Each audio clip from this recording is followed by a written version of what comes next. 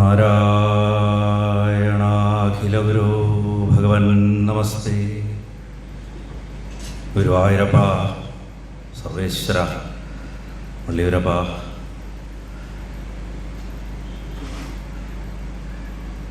വള്ളിയൂർ തിരുമേനിയുടെ സാന്നിധ്യം നിറഞ്ഞു നിൽക്കുന്ന ഈ വേദിയിൽ രണ്ടാമത്തെ വർഷമാണ് ഞാൻ പ്രഭാഷണത്തിന് വരുന്നത്. ഇതൊരു മഹാഭാഗ്യമായിട്ട് കരുതണം. അതിനു മുമ്പൊരു വർഷം ഓൺലൈനായിട്ട് ഒരു രുക്മിണി സ്വയംവരം ഉണ്ടായി. അതായിരുന്നു വള്ളിയൂർ അന്തരീക്ഷത്തിൽ ശബ്ദം മുഴങ്ങി കേൾക്കാൻ ഭഗവാൻ നിമിത്താക്കിയത്. കഴിഞ്ഞ വർഷം മാർക്കണ്ഡേയ ചരിതം, ഈ വർഷം സന്താനഗോപാലം. ആദ്യം തന്നെ യജ്ഞാചാര്യന്മാരായിട്ടുള്ള പരങ്ങാട് ബ്രഹ്മശ്രീ പരങ്ങാട് മുരളീധരൻ നമ്പൂതിരി, അതേപോലെ തന്നെ ശ്രീ ഗുരുവായൂർ രാധാകൃഷ്ണയ്യരെ മനസ്സുകൊണ്ട് സാഷ്ടാംഗം നമസ്കരിക്കുന്നു. ബ്രഹ്മശ്രീ വെൺമണി കൃഷ്ണൻ നമ്പൂതിരിപ്പാടിനെയും വെൺമണി രാധമ്മയും മനസ്സുകൊണ്ട് സാഷ്ടാംഗം നമസ്കരിക്കുന്നു. എൻ്റെ ഗുരുനാഥൻ, ഭാഗവതത്തിൽ എൻ്റെ ഗുരുനാഥനായിട്ടുള്ള വള്ളിയൂർ പരമേശ്വരൻ നമ്പൂതിരിയെ മനസ്സുകൊണ്ട് സാഷ്ടാംഗം നമസ്കരിക്കുന്നു.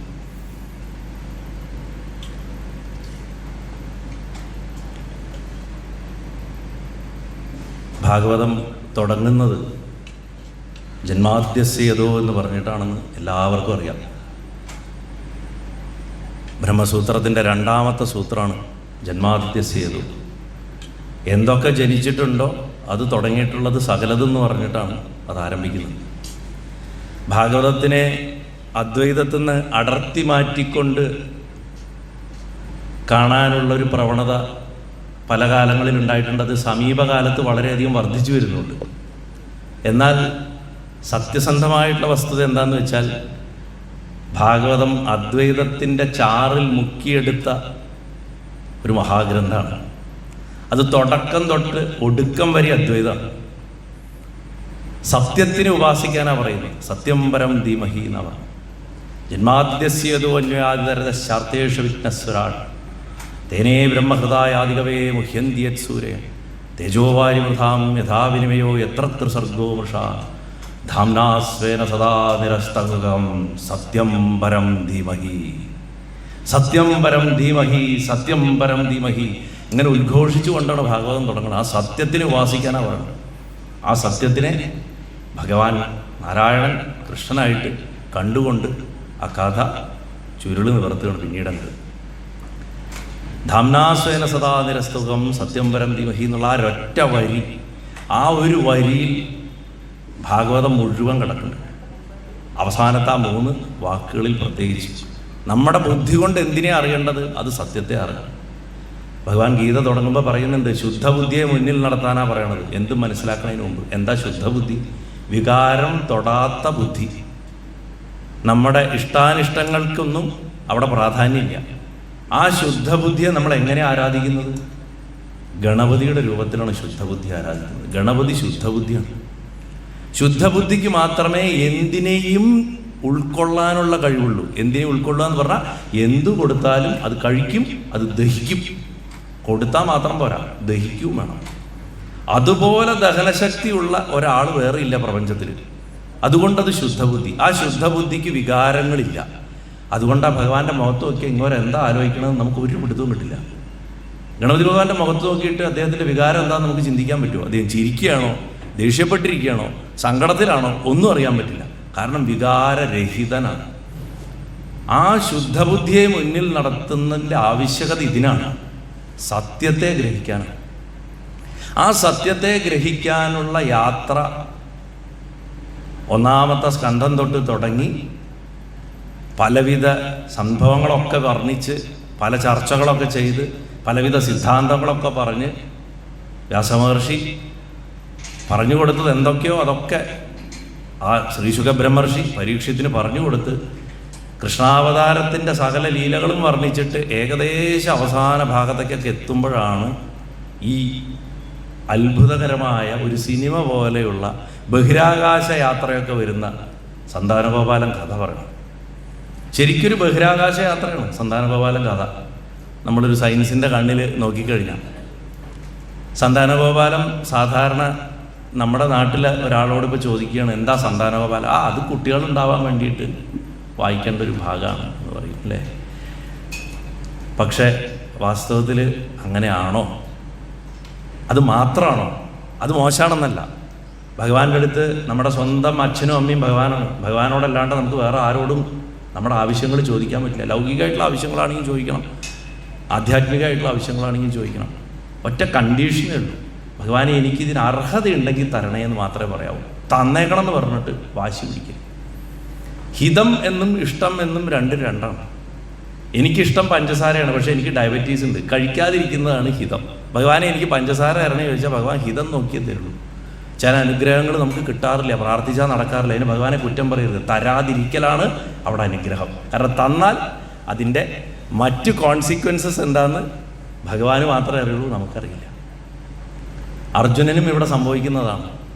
സന്താനഗോപാലൻ കഥയൊക്കെ ഞാൻ വിസ്തരിച്ച് പറയേണ്ട ആവശ്യമില്ല, എന്നാലും ഈ വേദിയിൽ അത് പറയേണ്ടതുള്ളത് കൊണ്ട് ഭാഗവതത്തിൻ്റെ ആ വിശാല ഭൂമികയിലുള്ള ആ മനോഹരമായിട്ടുള്ളൊരു മുത്തുപോലുള്ളൊരു കഥ, ആ കഥയിലേക്ക് നമുക്ക് ഒന്ന് പ്രവേശിക്കാം. നാരായണം നമസ്കൃത്യ നരം ജൈവ നരോത്തമം ദേവീം സരസ്വതീം വ്യാസം തതോ ജയമുദീരയേ. ഭഗവാനെ, സാധാരണ ഏറ്റവും ലാസ്റ്റ് അത് പറയാം, പക്ഷേ എനിക്കെപ്പോഴും ആദ്യം ഇത് പറയാൻ തോന്നും. കാരണം നരനാരായണന്മാരെയും വ്യാസമഹർഷിയും നമസ്കരിച്ചിട്ട് ആ ജയശബ്ദം മുഴക്കിക്കൊണ്ട് വേണം നമ്മൾ ആ കഥയിലേക്ക് പ്രവേശിക്കാൻ. മഹാഭാരതത്തിൻ്റെ ആദ്യത്തെ ശ്ലോകമാണ്. അത് കഴിഞ്ഞിട്ട് ചെല്ലാൻ തോന്നാറുള്ളൊരു ശ്ലോകം, യം പ്രവ്രജന്തമനുപേതമവേദകൃത്യം ദ്വൈവായനോ വിരഹകാതരാജുഹാവ പുത്രേതി പുത്രേതി പുത്രേതി തന്മയതയാ തരവോഭിനേദുസ്തം സർവഭൂതഹൃദയം മുനിമാനദോസ്മി. ശുഗമുനി തന്നെ വിട്ടുപോയപ്പോൾ അച്ഛനായ വ്യാസൻ സ്നേഹത്തോടെ മകനേ എന്നങ്ങോട്ട് നീട്ടി വിളിച്ചു അത്രേ. കുട്ടി നടന്നു പോയിക്കൊണ്ടിരുന്നു, പക്ഷെ പ്രപഞ്ചം മുഴുവൻ തിരിഞ്ഞു നിന്നിട്ട് എന്താ അച്ഛാന്ന് ചോദിച്ചു. അതാണ് ആ കുട്ടിയുടെ ബ്രഹ്മബോധത്തിൻ്റെ ശക്തി.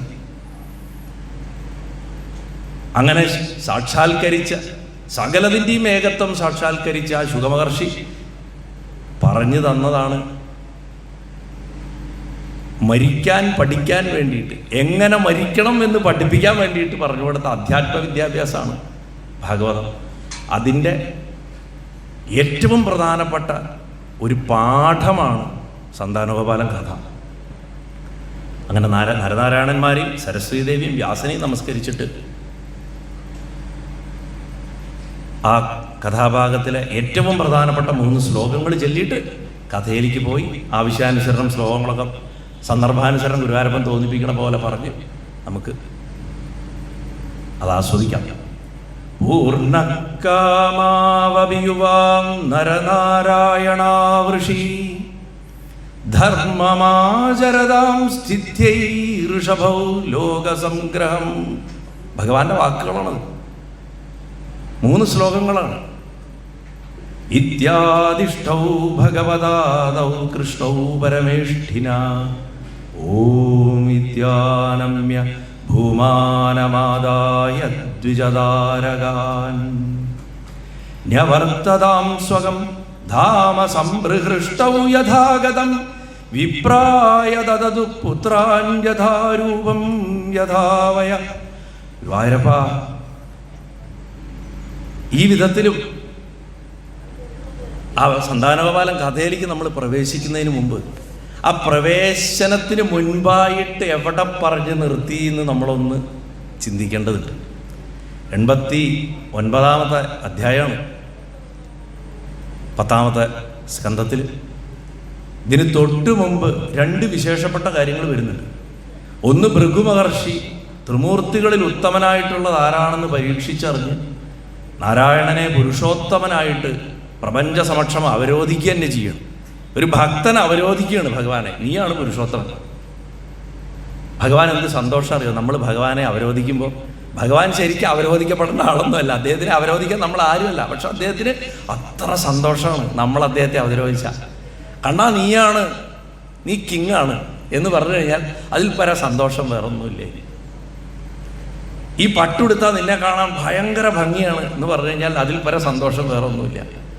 അങ്ങനെയുള്ള ആ ഗുരുവായൂരപ്പൻ പുരുഷോത്തമൻ, മഹാപുരുഷോത്തമൻ എന്ന പരമാത്മാവിന് ഒരു പട്ടം കൊടുക്കുകയാണ് അല്പരായിട്ടുള്ള നമ്മൾ. അതിന് ഭൃഗുമഹർഷിയാണ് ചുമതലപ്പെടുത്തിയത്. ശ്രീനിവാസ ചരിത്രം പറയുമ്പോൾ ഭാഗവതത്തിൽ ഇല്ലാത്തൊരു ഭാഗം പറയാറുണ്ട്.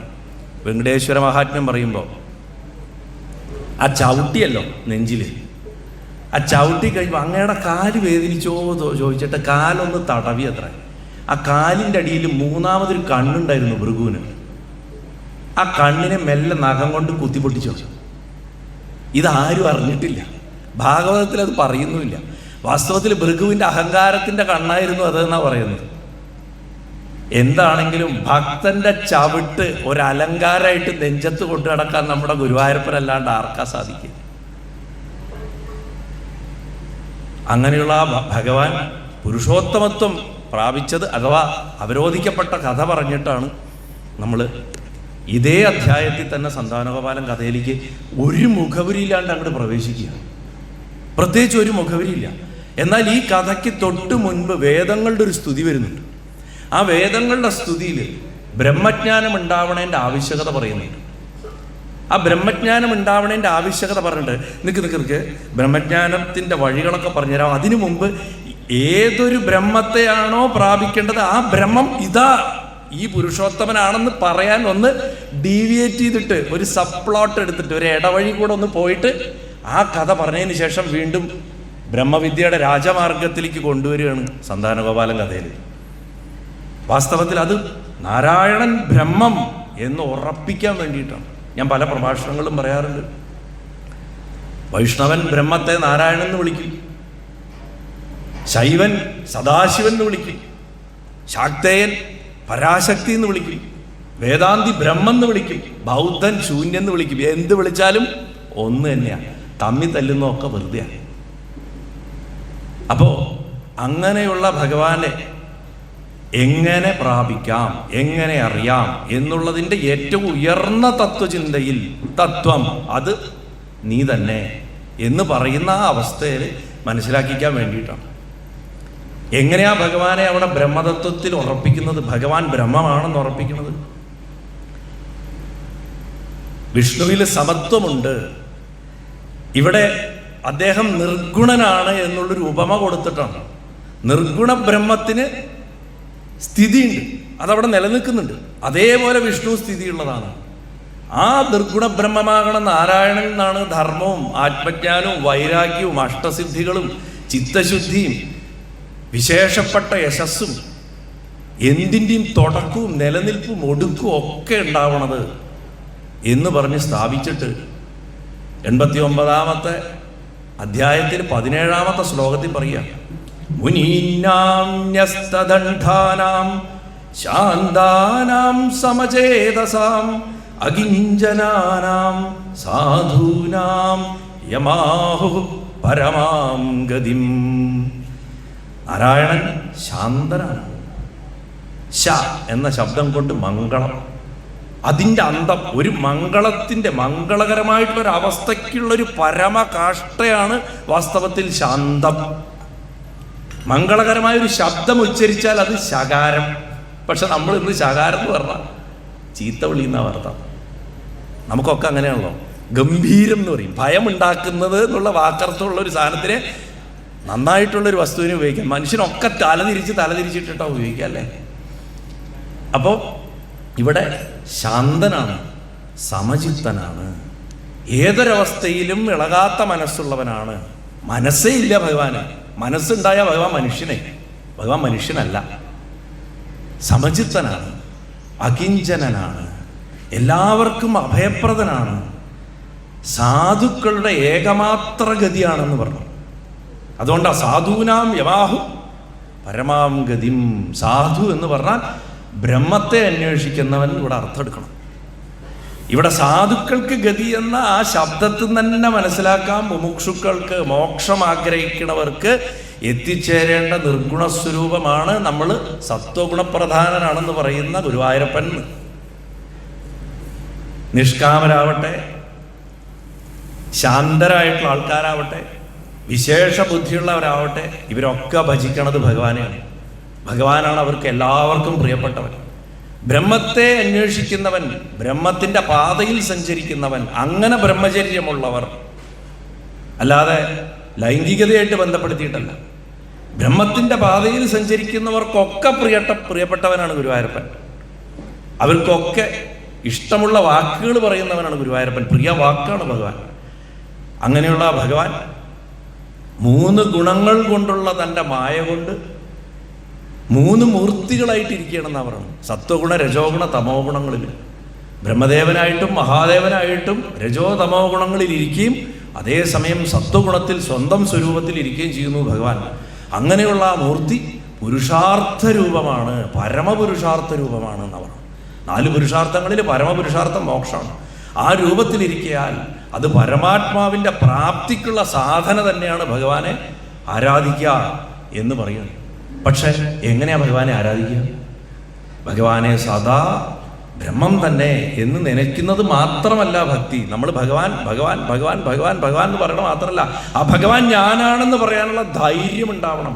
യഥാർത്ഥ ധൈര്യം അതാണ്, യഥാർത്ഥ ഉപാസന അതാണ്. ആ ഉപാസന എന്ന് പറയുമ്പോൾ നമ്മൾ പറയും ഭഗവാനെ പോയിട്ട് കെട്ടിപ്പിടിച്ചങ്ങോട്ട് നിൽക്കുകയെന്ന്. ഭഗവാനെ കെട്ടിപ്പിടിക്കേണ്ട ആവശ്യമില്ല. അകത്തിരിക്കുന്ന ഒരാളെ എങ്ങനെ കെട്ടിപ്പിടിക്കും? അദ്ദേഹം നമ്മളെ കെട്ടിപ്പിടിച്ചിട്ട് അകത്തിരിക്കുക. ഈ കെട്ടിപ്പിടിച്ച് അകത്തിരിക്കുന്ന ഒരാളെ പുറത്തന്വേഷിക്കുന്നതിൽ യാതൊരു അർത്ഥവുമില്ല. ഈ ബോധം നന്നായിട്ടുണ്ടായിരുന്നു എന്നുള്ളത് കൊണ്ടാണ് അതിൻ്റെ ഒരു തിയറിറ്റിക്കൽ ആസ്പെക്റ്റിലെങ്കിലും അനുഭവ ഗുണം വന്നിട്ടില്ലെങ്കിലും ഭട്ടതിരി സാന്ദ്രാനന്ദാവബോധാത്മകം അനുപമിതം കാലദേശാവധിഭ്യാം നിർമുക്തം നിത്യമുക്തം നിഗമശത സഹസ്രേണ നിർഭാസ്യമാനം എന്ന് പറഞ്ഞ് എഴുതിയിട്ട് അവസാനം തത്താവത്, ആ ബ്രഹ്മതത്വം തത്താവത് ഭാതി സാക്ഷാൽ ഗുരുഭവനപുരേ എന്ന് പറഞ്ഞു വയ്ക്കാൻ കാരണം ഈ ഗുരുഭവനപുരം, ഞാൻ പല പ്രഭാഷണങ്ങളും പറയാറുണ്ട്, അത് ഗുരുവായൂർ എന്ന് പറഞ്ഞൊരു സ്ഥലം മാത്രമായിട്ട് എടുക്കരുത്. ഗുരുവായ വായു, പ്രധാന വായു, പ്രാണൻ, അത് സഞ്ചരിക്കുന്ന പുരം നമ്മുടെ ശരീരം. ആ ശരീരത്തിൻ്റെ അകത്തിരിക്കുന്ന ബ്രഹ്മതത്വം ജനങ്ങളുടെ ഭാഗ്യം എന്നല്ലാതെ എന്ത് പറയാൻ? ജനിച്ച് ജീവിച്ച് മരിക്കുന്ന എന്തും ജനം. അതിൻ്റെ അകത്തിരിക്കുന്ന ബ്രഹ്മതത്വം ഗുരുവായൂരപ്പൻ. ഈ വിധം കണ്ടു കഴിഞ്ഞാൽ നമ്മുടെ ഒക്കെ ശരീരം ഗുരുവായൂർ ക്ഷേത്രമായി. ഇങ്ങനെ മനസ്സിലാക്കാൻ, ഇങ്ങനെ സദാ ചിന്തിക്കാൻ മഹായോഗികൾക്ക് പോലും സാധിക്കില്ല. ഇങ്ങനെ ചിന്തിക്കുന്നതിനെ, നമ്മുടെ മനസ്സിൻ്റെ ഓരോ ചിന്തകളെയും നമ്മൾ സാധാരണ അദ്വൈത ഭാഷയിൽ വൃത്തി എന്ന് പറയും. വൃത്തി എന്നാ പറയാം. ക്ലീൻലിനെസ് എന്നുള്ള വൃത്തിയല്ല, മനസ്സിൻ്റെ തോട്ട് വേവ്സ്, ചിന്തയുടെ ഒരു അല, അതിനെയാണ് വൃത്തി എന്ന് പറയും. അത് ബ്രഹ്മത്തിൽ ഉറപ്പിച്ച് നിർത്തി ഒരു ഘട്ടം എത്തുമ്പോൾ ആ അല അങ്ങോട്ട് മാറിയിട്ട് അത് സമുദ്രം തന്നെയാണ് ഞാൻ എന്നുള്ളൊരവസ്ഥയിലെത്തും. അതിനെ ബ്രഹ്മാകാര വൃത്തി എന്ന് പറയും. ഈ ബ്രഹ്മാകാര വൃത്തി തുടക്കത്തിൽ സ്ഥിരമാവില്ല. എന്തെങ്കിലും ഒരു ബോധം ശരീരത്തിന് വന്നു കഴിഞ്ഞാൽ, അനാത്മവിചാരം വന്നു കഴിഞ്ഞാൽ ബ്രഹ്മാകാര വൃത്തി ആ സമയം അങ്ങോട്ട് നഷ്ടപ്പെടും, അപ്പം മരിക്കും. ഈ ബ്രഹ്മാകാര വൃത്തി എന്ന് പറയുന്നതാണ് സന്താനഗോപാല ബ്രാഹ്മണന്റെ പുത്രന്റെ ജഡം അഥവാ ജന്മം. ആ ജന്മമാണ്, ജഡമല്ല, ജന്മം.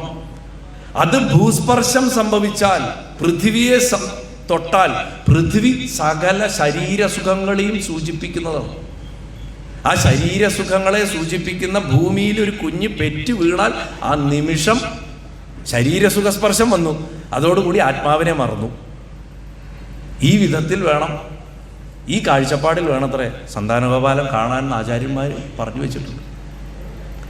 അങ്ങനെയുള്ള പുത്രനെ എങ്ങനെ പിന്നീട് ജീവിപ്പിക്കാം? കാരണം നമ്മുടെയൊക്കെ അവസ്ഥ, ഈ കുഞ്ഞുങ്ങൾ ജനിച്ചത് ബ്രഹ്മാകാര വൃത്തി ജനിക്കുന്നു എന്നേ ഉള്ളൂ നമ്മളിൽ. അടുത്ത സെക്കൻഡ് തന്നെ നമുക്കതൊക്കെ ജഡശിശുക്കളായിട്ട് പോകുന്നുണ്ട്, കുട്ടികൾ മരിച്ചു പോകുന്നുണ്ട്. ഈ കുട്ടികളെ എങ്ങനെ ജീവിപ്പിക്കും? അതിനുള്ള വഴിയാണ് സന്താനഗോപാലൻ കഥ. ശരിക്കും പറഞ്ഞു അതിൽ പറയുന്നത് എന്താ? ധ്യാനം, അതിൻ്റെ പ്രാധാന്യം, അതുവഴി ഭൂമാവായിട്ടുള്ള ഭഗവാന്റെ സാക്ഷാത്കാരം. ഈ ഭൂമാവ് എന്നുള്ള വാക്കിനും വിശേഷമായിട്ടുള്ള അർത്ഥമുണ്ട്. ഒരിക്കൽ ദ്വാരകാപുരിയിൽ ഒരു ബ്രാഹ്മണൻ്റെ ഭാര്യ പ്രസവിച്ച് കുട്ടി ഭൂമിയിൽ വീണാലുടനെ മരിച്ചു പോകുന്ന ഒരു അവസ്ഥയിലുണ്ടായിരുന്നു.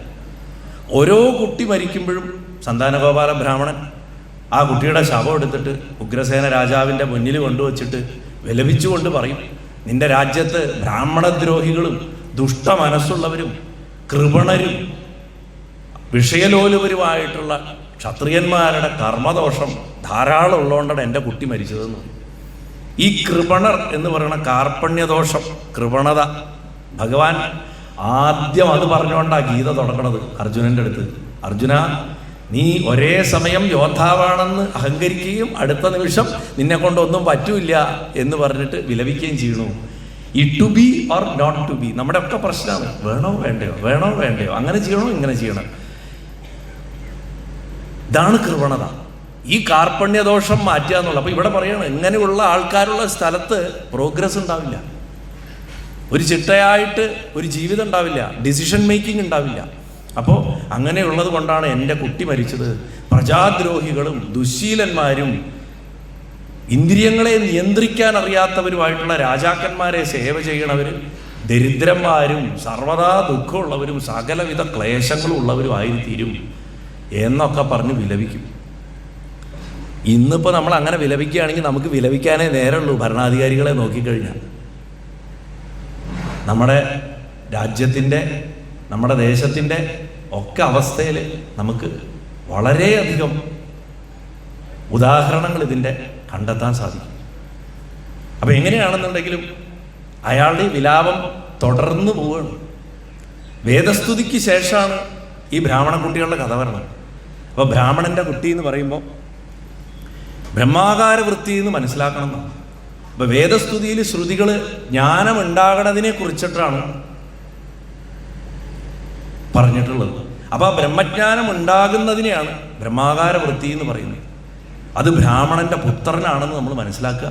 അത് ഭൂമിയിൽ സ്പർശിച്ചാൽ, അതായത് ജഡഭാവം വന്നു കഴിഞ്ഞാൽ, അതായത് ദേഹസുഖം കിട്ടാൻ തുടങ്ങിക്കഴിഞ്ഞാൽ പിന്നെ ആ ബ്രഹ്മാകാര വൃത്തി, ബ്രഹ്മബോധം നമ്മളെ മനസ്സിലിരിക്കില്ല.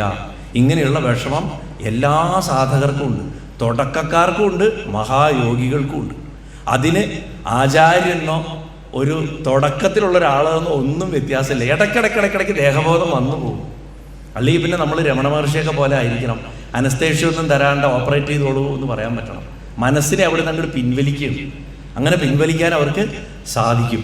അപ്പോൾ പ്രത്യേകിച്ച് നമ്മുടെ ഇന്നത്തെ കാലത്ത് അല്ലെങ്കിലേ മനസ്സിനെ കാഴ്ചകൾ കൊണ്ടും കേൾവിയിൽ കൂടിയും ഗന്ധങ്ങളിൽ കൂടിയും ഒക്കെ നമ്മൾ പൊല്യൂട്ട് ചെയ്തുകൊണ്ടിരിക്കുകയാണ്. നമ്മളിപ്പോൾ ഇന്നിപ്പോൾ പുറത്ത് റോട്ടിലിറങ്ങുമ്പോൾ എത്രയോ പരസ്യങ്ങളുടെ ബോർഡ് കാണും, അറിയാതെങ്കിലും നമ്മൾ വായിച്ചു പോകും. നമ്മളതിനെ സെമാൻറ്റിക് ടെക്നിക്ക് എന്നൊക്കെ പറയുമ്പോൾ പഠിക്കണതിൽ പെട്ടെന്ന് ഒരു നോട്ടത്തിൽ മനസ്സിലാക്കുക. റീഡിങ്ങിൻ്റെ സ്പീഡ്, വായനയുടെ സ്പീഡ് കൂട്ടാൻ കുട്ടികളെ പഠിപ്പിക്കുന്ന വിദ്യ. അതായത് വായിക്കരുത്, ഇങ്ങനെ കാണുമ്പോൾ മനസ്സിലാക്കുക. അപ്പോൾ സ്റ്റോപ്പ് എന്നുള്ളൊരു സിഗ്നൽ കണ്ടാൽ അത് സ്റ്റോപ്പ്, STOP എന്ന് വായിക്കാണ്ട് തന്നെ നമുക്ക് സ്റ്റോപ്പ് എന്നറിയാം. അതെങ്ങനെ അറിയണത്?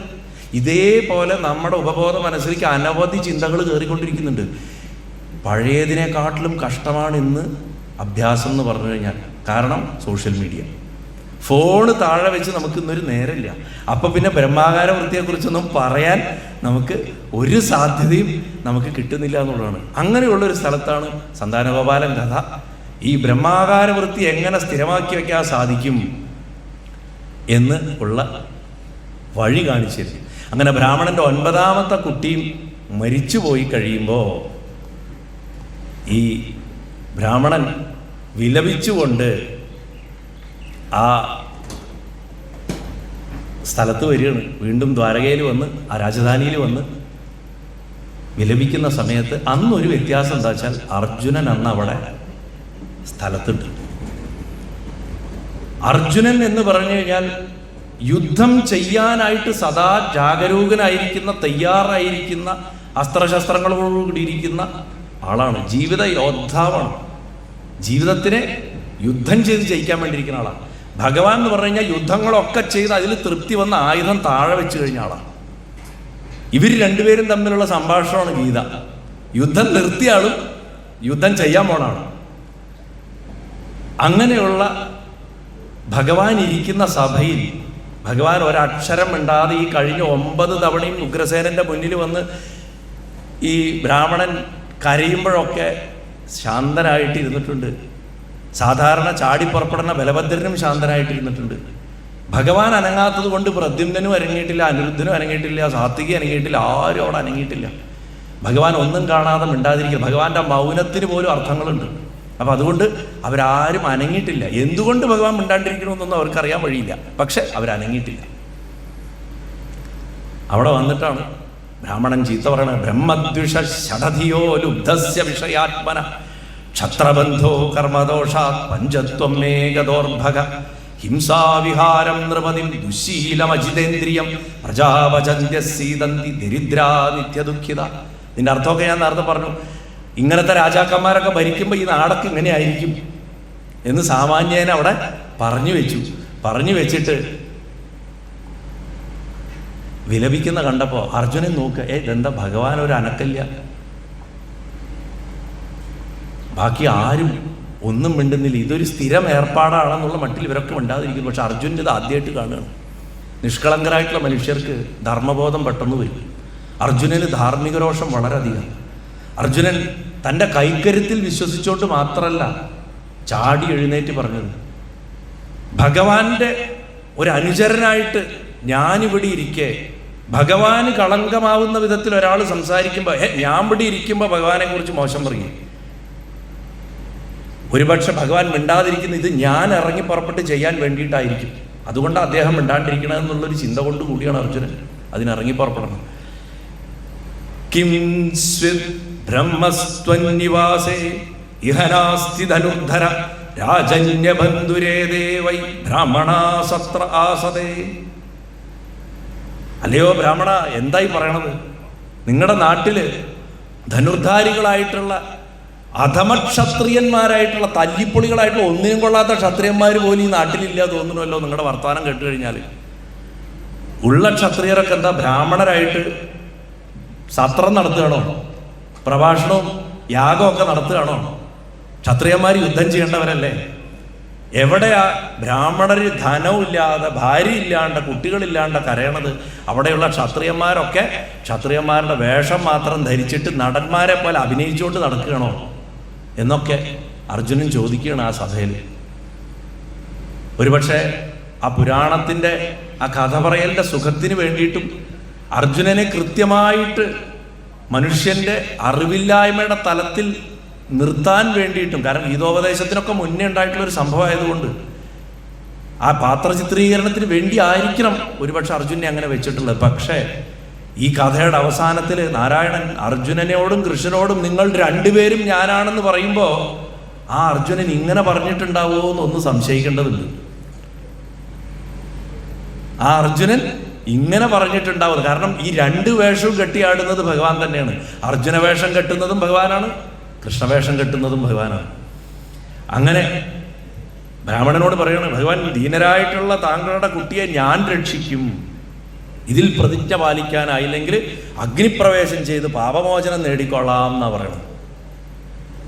രസം എന്താ വെച്ചാൽ കഥകളിയിൽ മണ്ഡോപ്പള്ളി ഇറ്റരാരിശമേനോൻ്റെ ആ പ്രസിദ്ധമായിട്ടുള്ള ആട്ടക്കഥ സന്താനോപകാരം, അതിൽ അർജുനൻ കൃഷ്ണനെ കാണാൻ വരുമ്പോൾ തന്നെ ഒരു പദമുണ്ട്, പ്രസിദ്ധമാണ്. കോട്ടക്കൽ മധുവട്ടൻ്റെയൊക്കെ ശബ്ദത്തിൽ നാഥാഭവൽചരണ ദാസരാമിജ്ജനാനാം. ഞാൻ പാടിയ മോശമാവും, അതുകൊണ്ട് ഞാൻ പാടുന്നില്ല. ഏതാകിലും വരുമോ ബാധ വീതശങ്കമെല്ലാവരും ജാതാനന്ദം വാണിയിടുന്നു എന്നാണ്. അതായത് ഇതിനൊരു പ്രല്യൂഡ് ഇട്ട് കൊടുക്കുകയാണ്, ഒരു ഇൻട്രൊഡക്ഷൻ ഇട്ട് കൊടുക്കുകയാണ്. അർജുനൻ കാണാൻ പോകുന്ന ഒരു കാഴ്ചയാണ് ഈ ഭീകരമായ കാഴ്ച. പക്ഷെ വന്നു കയറുമ്പോൾ അർജുനൻ്റെ മനസ്സിൽ എക്സ്പെക്റ്റേഷൻ എന്താ? ദ്വാരക എന്ന് പറഞ്ഞു കഴിഞ്ഞാൽ പ്രപഞ്ചത്തിലെ ഏറ്റവും സൗഖ്യമുള്ള സ്ഥലം എന്നാണ്.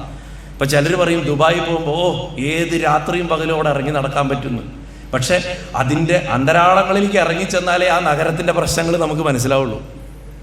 ഞാൻ അവിടെ വർഷങ്ങൾ ജീവിച്ച ഒരാളാണ്, അതുകൊണ്ട് അത് കൃത്യമായിട്ട് എനിക്ക് പറയാൻ പറ്റും. അതുപോലെയാണ് ദ്വാരകയിൽ ഇടയ്ക്കെപ്പോഴോ വരുന്ന അർജുനൻ ചോദിക്കുകയാണ്, നാഥ ഇവിടുത്തെ പാദദാസരായിട്ടുള്ള ജനങ്ങൾക്ക് എന്തെങ്കിലുമൊക്കെ സങ്കടം വരുമോ? അങ്ങല്ലേ ഇവിടെ വസിക്കണത്, അല്ലയോ ചെന്താമരക്കണ്ണ ആശ്രയിക്കുന്നവരെയൊക്കെ സംരക്ഷിക്കണേല് അങ്ങ് ദത്തശ്രദ്ധനല്ലേ, സാക്ഷാൽ മഹാദേവൻ വന്ദിക്കണവനല്ലേ അങ്ങ്, അങ്ങയുടെ താമരപ്പൂ പോലുള്ള ആ കാലുകളിൽ ഞാൻ വന്ദിക്കുന്നു എന്ന് പറഞ്ഞിട്ടാണ് ആ സ്തുതി. നാഥാഭവൽചരണ എന്നുള്ള പ്രസിദ്ധമായിട്ടുള്ളൊരു കഥകളി പദമാണ്. അതിൽ അർജുനൻ്റെ എക്സ്പെക്റ്റേഷൻസ് സെറ്റ് ചെയ്ത് കഴിഞ്ഞോണ്. അർജുനൻ കരുതുന്നത് ഇവിടെ ഇങ്ങനൊരു പ്രശ്നം വരില്ല എന്ന് ചിന്തിക്കുന്നിടത്താണ് ഇങ്ങനൊരു പ്രശ്നം നമുക്ക് കാണിച്ചു തരുന്നത്. അത് ഇട്ടരാഴ്ച മേനോൻ വളരെ ഭംഗിയായിട്ട് ആ പാത്രസൃഷ്ടിയിൽ അത് കൊണ്ടുവന്നിട്ടുണ്ട്. സന്ദർഭവശാൽ പറഞ്ഞു എന്നേ ഉള്ളൂ. എനിക്ക് എപ്പോഴും ഈ കഥകളി കുറച്ച് പറയാൻ തോന്നും, അതൊരു രസമാണ്. ഇൻസിഡൻ്റലി കഴിഞ്ഞ ദിവസം ഇക്കാലത്തെ ഏറ്റവും മികച്ച സന്താനഗോപാല ബ്രാഹ്മണൻ ചെയ്യണ ദേവദാസേട്ടൻ്റെ ഹനുമാനുണ്ടായി ഇവിടെ. അദ്ദേഹത്തിൻ്റെ മുത്തച്ഛൻ്റെ സന്താനഗോപാല ബ്രാഹ്മണന് ഹനുമാനൊക്കെ അതിവിശേഷമായിരുന്നു. കവളപ്പാറ നാരായണൻ നായരുടെ ചെറുപ്പത്തിൽ പത്മനാഭൻ നായർ ആശാന്റെ സന്താനഗോപാല ബ്രാഹ്മണന്റെ കുട്ടികളിൽ ഒരാളായിട്ട് ഞാനും വേഷിച്ചിട്ടുണ്ട്. വെറുതെ ഭസ്മം തേച്ച് നിന്നാൽ മതിയല്ലോ. അപ്പോൾ എന്താണെങ്കിലും ആ ബ്രാഹ്മണന്റെ 9ാമത്തെ കുട്ടിയും മരിച്ചിട്ടുള്ള ആ വിലാപം അർജുനന്റെ അതിഘോരമായിട്ടുള്ള പ്രതിജ്ഞയിൽ അവസാനിക്കുകയാണ്. അപ്പൊ ബ്രാഹ്മണൻ പറയാ, അല്ലയോ അർജുന, ബലരാമനും ശ്രീകൃഷ്ണനും ധനുർധാരികളിൽ ശ്രേഷ്ഠനായിട്ടുള്ള പ്രദ്യുമ്നനും ഏറ്റവും അനുപമനായിട്ടുള്ള അനിരുദ്ധനും പോലും വിചാരിച്ചിട്ട് എൻ്റെ കുട്ടികളെ രക്ഷിക്കാൻ സാധിച്ചില്ല. ഇങ്ങനെ ജഗദീശ്വരന്മാരാൽ പോലും സംരക്ഷിക്കാൻ സാധിക്കാത്ത കാര്യം നീ എങ്ങനെ ചെയ്യാനാണെന്നാണ് ചോദിക്കുന്നത്. എനിക്ക് നിന്റെ വാക്കുകൾ വളരെ മണ്ടത്തരവും അബദ്ധവും നിറഞ്ഞതായിട്ട് തോന്നുന്നു എന്നാ പറയണം. ഇതിന്ന് നമ്മൾ മനസ്സിലാക്കേണ്ട അർത്ഥം എന്താ വെച്ചാൽ, ബ്രാഹ്മണൻ പറയാണ്, മഹാപുരുഷന്മാർക്ക് പോലും ബ്രഹ്മാകാരവൃത്തി സ്ഥിരമായിട്ട് നിർത്താൻ പറ്റില്ല, പിന്നെയാണോ അർജുന നിന്നെ കൊണ്ട് ഇത് സാധിക്കുക എന്ന് ചോദിക്കുന്നതാണ് നമ്മൾ ഇതിൻ്റെ അന്തരാർത്ഥം എടുക്കേണ്ടത്. നമുക്ക് പോലും നിരന്തരമായിട്ട് മനസ്സിനെ ഉറപ്പിച്ചു നിർത്താൻ ഈ മഹത്തുക്കൾക്ക് പോലും സാധിക്കുന്നില്ല, പിന്നെയാണോ നിനക്ക് എന്ന് ചോദിക്കുന്നതായിട്ട് അവിടെ അർത്ഥം എടുക്കണം. അവിടെ തൽക്കാലം ഭഗവാനെ മനുഷ്യനായിട്ട് കാണുക. അർജുനൻ പറയും, ഹേ ബ്രാഹ്മണ, ഞാൻ ബലരാമനല്ല, ഞാൻ ശ്രീകൃഷ്ണനല്ല, ഞാൻ പ്രദ്യുമ്നനല്ല, അനിരുദ്ധനല്ല, എൻ്റെ പേര് അർജുനൻ എന്നാണ്. ഞാൻ ഗാന്ധീവധനുസ് ധരിക്കുന്നവനാണ്. ആ ഗാന്ധീവത്തിൻ്റെ ഖ്യാതി എന്താണെന്ന് എനിക്കറിയൂ. അല്ലയോ വിപ്ര, മഹാദേവനെ പോലും തപസ് ചെയ്ത് യുദ്ധം ചെയ്ത് അദ്ദേഹത്തിൻ്റെ തലയ്ക്കൊരു അടിയും കൊടുത്ത് ഇന്നും ആ മറുകം വെച്ചിട്ട് അദ്ദേഹം ജീവിക്കുന്നത്. മഹാദേവന്റെ ശിരസിൽ ആ ജഡ ഒന്ന് പൊക്കി നോക്കി എപ്പോഴും ഒരു അടി കൊണ്ട പാട് കാണാം.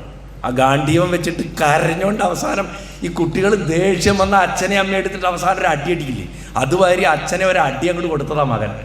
അങ്ങനെ ഒരു അടി കൊടുത്ത് ആ മുറിവ് എങ്ങനെയാണോ ഭൃഗുവിന്റെ ചവിട്ട് നെഞ്ചിക്കൊണ്ട് നടക്കുന്നത് നാരായണൻ, അതുമാതിരി അർജുനന്റെ വില്ലുകൊണ്ടുള്ള അടി ആ കബർത്തത്തിന്റെ ഇടയിൽ കൊണ്ടു നടക്കുന്നുണ്ട് ഇന്നും മഹാദേവൻ. ഭക്തന്റെ ഒരടി. അങ്ങനെയുള്ള മഹാദേവനെ പ്രസാദിപ്പിച്ച് പാശുപതാസ്ത്രം വരെ നേടിയവനാണ് ഞാൻ. മൃത്യുവിനെ ജയിച്ചവനാണ്, മൃത്യുഞ്ജയനെ ജയിച്ചവനാണ് സന്തോഷിപ്പിച്ചിട്ട് എന്ന് പറയുന്നു. അതുകൊണ്ട് അതിൻ്റെ അർത്ഥം എന്താ? നീ പറയണ പോലെയൊന്നുമല്ല, ബ്രഹ്മാകാര വൃത്തിയെ എനിക്ക് സ്ഥിരമാക്കി വെക്കാൻ സാധിക്കും എന്ന് അർജുനൻ മിഥ്യാധാരണ കൈക്കൊള്ളണു അവിടെ. കാരണം പാശുപതാസ്ത്രം എന്ന് പറഞ്ഞു കഴിഞ്ഞാൽ ഒരു ആയുധമല്ല, അതൊരു ശ്വാസക്രിയയാണ്. പശുപതി എന്ന് പറഞ്ഞാൽ ജീവന്റെ അധീശത്വം ഉള്ള ആരോ അത് പശുപതി. ജീവന്റെ മേൽ അധീശത്വം സ്ഥാപിക്കാൻ സാധിക്കുന്ന ഏതൊരു വിദ്യയോ അത് പാശുപത വിദ്യ. പ്രാണനെ നിയന്ത്രിച്ചുണ്ടാക്കുന്നതാണ്. പ്രാണായാമത്തിന്റെ ഏറ്റവും ഉയർന്ന തലമാണ് വാസ്തവത്തിൽ പാശുപത വിദ്യ. നമ്മൾ കലണ്ടറുകളിലും ചിത്രങ്ങളിലെ ഒരു അസ്ത്രം കൊടുത്തു കയ്യിലെന്ന് കാണുന്നുള്ളൂ. അത് എന്തുകൊണ്ടാണ് ജീവജാലങ്ങൾക്കെതിരെ ഒന്നും പ്രയോഗിക്കരുതെന്ന് പറയാൻ കാരണം അത് അറിഞ്ഞാൽ സൃഷ്ടിസ്ഥിതി സംഹാര ശക്തികൾ മുഴുവൻ സാധാരണ ഒരു മനുഷ്യ ശരീരത്തിലേക്ക് വരും. അതുകൊണ്ട് അത് വാങ്ങി സൂക്ഷിക്കുക എന്ന് മാത്രമേ പറയാൻ പറ്റുള്ളൂ. സ്പൈഡർമാനിൽ പറഞ്ഞ മാതിരി with great power comes great responsibility. അവിടെ റെസ്പോൺസിബിലിറ്റി വളരെ അധികമാണ്. അത് കയ്യിൽ സൂക്ഷിക്കാനേ പറ്റുള്ളൂ. അത് വാങ്ങി വെച്ചിട്ട് തനിക്ക് ബ്രഹ്മാകാര വൃത്തി ഉണ്ട് എന്ന് നടിക്കുന്നതാണ് ഒരു യോഗിക്ക് പറ്റുന്ന അബദ്ധം. പ്രാണായാമം കൊണ്ട് നേടാവുന്ന ശക്തിയുടെ പാരമ്യതയാണ് ജീവനെ തന്നെ നിയന്ത്രിക്കാൻ സാധിക്കുക എന്നുള്ളത്. അപ്പം അർജുനൻ ചിന്തിക്കുകയാണ്, ഞാനത് നേടിയവനാണ്, പിന്നെ എനിക്കെങ്ങനെയാ ബ്രഹ്മാകാര വൃത്തി എന്ന് മനസ്സ് പോവുക? എൻ്റെ മനസ്സ് ബ്രഹ്മത്തിൽ തന്നെ ഉറച്ചു നിൽക്കും എന്ന് പറയുന്നതായിട്ട് അവിടെ നമുക്ക് അർത്ഥം എടുക്കാവുന്നതാണ്. അർജുനൻ ഇങ്ങനെ പറഞ്ഞു കേട്ടപ്പോൾ ബ്രാഹ്മണന് കൂടുതൽ വിശ്വാസം തോന്നി.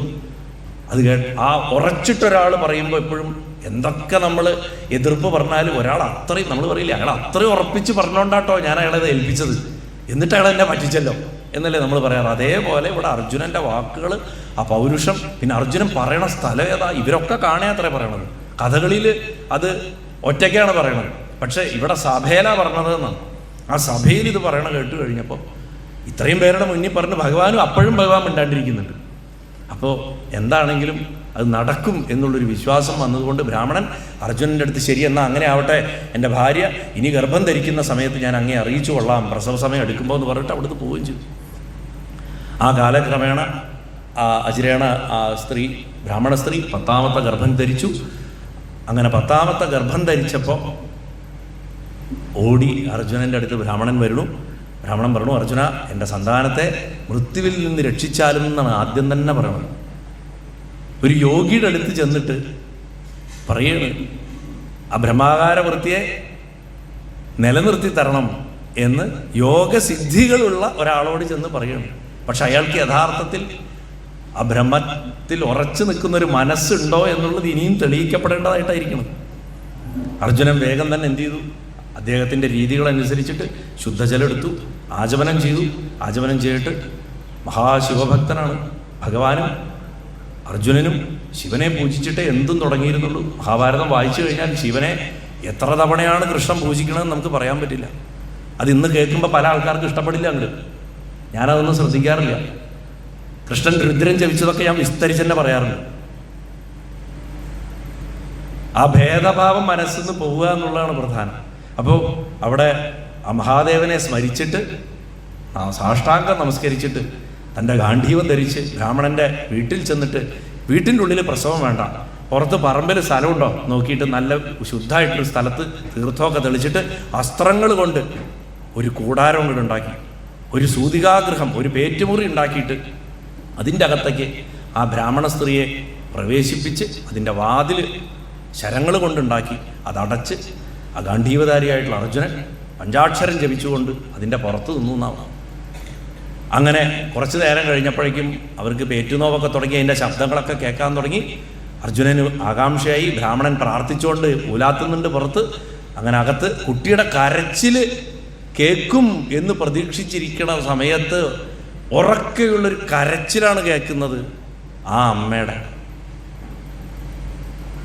ബ്രാഹ്മണൻ വേഗം തന്നെ ആ ശരങ്ങൾ കൊണ്ടുള്ള വാതിലൊക്കെ തകർത്ത് അകത്ത് കയറി നോക്കുമ്പോൾ ആ ബ്രാഹ്മണ സ്ത്രീ പ്രസവ ക്ഷീണത്തിലാണെങ്കിലും വാവിട്ട് നിലവിളിക്കും. കഥകളിയിൽ അതൊരു മനോഹരമായിട്ടുള്ള ഒരു പദമുണ്ട്, വിധിമതം നിരസിച്ചിടാമോ വിദഗ്ധന്മാർക്കും എന്ന് ചോദിച്ചിട്ട്. വിധിമതം നിരസിച്ചിടാമോ, അധികതമായതെല്ലാം അധികേതമോദജാലം, മതിഭേദം കൂടാതെ കണ്ടനുഭവിക്കല്ലാതെ. എത്ര മഹത്തുക്കളാണെങ്കിലും വിധി എന്ന് പറഞ്ഞിട്ടൊന്നുണ്ട്, അതിനെ നമുക്കൊക്കെ എങ്ങനെയാ മറികടക്കാൻ സാധിക്കാന്നാ ചോദിക്കണം. അങ്ങനെ ആ കരച്ചിൽ കേട്ട് അർജുനൻ അങ്ങോട്ട് അസ്തപ്രജ്ഞനായിട്ട് നിൽക്കുകയാണ്. എന്താ സംഭവിച്ചത്? സാധാരണ കുട്ടികൾ മരിച്ചാൽ കാണാൻ, സംസ്കരിക്കാൻ, കുട്ടിയുടെ മടിയിലിരുത്തി കരയാൻ ഒരു ശവശരീരമെങ്കിലും കിട്ടാറുണ്ട്. ഇത്തവണ ശവശരീരം പോലും കിട്ടിയില്ല. പ്രസവിച്ച് ഭൂസ്പർശം വന്ന പാടെ കുട്ടി ആകാശത്തേക്ക് ഉയർന്നങ്ങോട്ട് മറഞ്ഞുപോയി. ആകാശത്തേക്ക് ഉയർന്ന് മറഞ്ഞു പോയതോടുകൂടി ബ്രാഹ്മണൻ അങ്ങോട്ട് വന്ന് അർജുനനെ, നപുംസകാണ് നീയേ, നീ ആണും പെണ്ണും കെട്ടവനാണ് എന്നും പറഞ്ഞിട്ട് അങ്ങോട്ട് ഭർഷിക്കാൻ തുടങ്ങി. നിന്റെ മൂർഖത, നിന്നെ ഞാൻ വിശ്വസിച്ചു പോയല്ലോ, നീ എത്ര വലിയ അഹങ്കാരിയാണ്. കുട്ടി പോയതിന് കൂടിയല്ല ബ്രാഹ്മണൻ ചീത്ത പറയുന്നത്, നിന്റെ അഹങ്കാരം. നീ കൃഷ്ണന്റെ സഖാവാണെന്ന് പറഞ്ഞിട്ട് ഇത്രയും വലിയ അഹങ്കാരം പറഞ്ഞിട്ട് ഈ കൃഷ്ണന് പോലും നീ കളങ്കത്തെ ഉണ്ടാക്കി വെച്ചു എന്ന് പറഞ്ഞിട്ടാണ് ഭർഷിക്കണത്. ബലരാമനും കൃഷ്ണനും പ്രദ്യുമ്നന് പോലും രക്ഷിക്കാൻ കഴിയാത്തതിനെ പിന്നെ ആർക്കാ രക്ഷിക്കാൻ സാധിക്കുക? ദുർബുദ്ധികളായിട്ടുള്ള മനുഷ്യര് ദൈവദോഷം കൊണ്ട്, അതായത് വിധിയുടെ ഹിതം കൊണ്ട് മരിച്ചു പോകുന്ന കുട്ടികളെ തിരിച്ചു കൊണ്ടുവരാമെന്ന് അഹമ്മതി കാണിക്കുന്നു. ഈ സിദ്ധിയിൽ അഭിരമിക്കുന്നവർക്കൊക്കെയുള്ള ഒരു പാഠമാണ്. ചിലര് കുറച്ചൊക്കെ ധ്യാനവും കുറച്ചൊക്കെ ആയി വരുമ്പോഴേക്കും ഞാൻ എന്താ ഭഗവാനെ കാണാൻ തുടങ്ങി, ഒരു നീല വെളിച്ചം കണ്ടു, അഗ്രേ പശ്യാമി എന്നൊക്കെ പറഞ്ഞ് തുടക്കം അങ്ങോട്ട്. തെറ്റാണെന്ന് പറയുന്നില്ല, ഓരോരുത്തർക്കും ഭഗവാൻ കാണിച്ചു കൊടുക്കുന്നുണ്ട്. പക്ഷെ ഇത് വിളിച്ചു പറഞ്ഞ് നടക്കാൻ തുടങ്ങുമ്പോൾ ഒന്ന് ആലോചിക്കണം. കാരണം യഥാർത്ഥ അനുഭവം വന്നവന് വിളിച്ചു പറയാനുള്ള ശേഷി പോലും ഉണ്ടാവില്ല. അപ്പോൾ സിദ്ധികൾ വന്നു തുടങ്ങുമ്പോൾ അതിൻ്റെതായിട്ടുള്ള അപകടങ്ങളും അതിൻ്റെ കൂടെ വരും. ഭഗവാൻ നരകത്തിലേക്കുള്ള മാർക്കറ്റിംഗ് ഡിപ്പാർട്ട്മെൻ്റായിട്ടാണ് സിദ്ധികളെ വെച്ചിട്ടുള്ളത്. ഞാൻ സാധാരണ ഒരു എക്സാമ്പിൾ ഇങ്ങനെ പറയാറുണ്ട്. നമ്മൾ ഗുരുവായൂർ ക്ഷേത്രത്തിലേക്ക് പോവുക, അത് നമ്മുടെ ഒരു ദിവസത്തെ, നമ്മുടെ ജന്മം ആ ഒരു ദിവസമാണെന്ന് വിചാരിക്കുക. രാവിലെ നമ്മൾ കുളിച്ച് വീട്ടിൽ നിന്നൊക്കെ ഇറങ്ങി, നമ്മുടെ ഉപാസനയുടെ തലങ്ങളാണ്. ഗുരുവായൂർ കിഴക്കേ നടയിൽ ചെന്ന് ബസ് സ്റ്റാൻഡ് ഇറങ്ങി ആ നടക്കുമ്പോൾ വഴിയിൽ അനവധി കടകളുണ്ട്. മനോഹരമായിട്ടുള്ള പല വസ്തുക്കളും വെച്ചിട്ടുണ്ട്. ഭഗവാന്റെ ബൊമ്മകളുണ്ട്, എന്താ പറയുക, ചിത്രങ്ങളുണ്ട്, വളയുണ്ട്, മാലയുണ്ട്. ഇതൊക്കെയാണ് സിദ്ധികൾ. ഈ കടയിൽ നമ്മൾ ഷോപ്പിങ്ങിന് നിന്നു, സാധനം മേടിച്ച് രാത്രി തൃപ്പുകയും കഴിഞ്ഞ് നട അടച്ചു കഴിഞ്ഞാൽ അന്നത്തെ ജന്മം അവിടെ അവസാനിച്ചു നമ്മുടെ. പിന്നെ ഭഗവാനെ കാണലുണ്ടാവില്ല. അതുകൊണ്ട് ആ യാത്ര എത്രയും പെട്ടെന്ന് ആ ശ്രീലകത്തിൽ സോപാനത്തിൻ്റെ മുന്നിൽ എത്തിച്ചേരാനായിട്ടുള്ള ശ്രമമായിരിക്കണം നമ്മുടെ.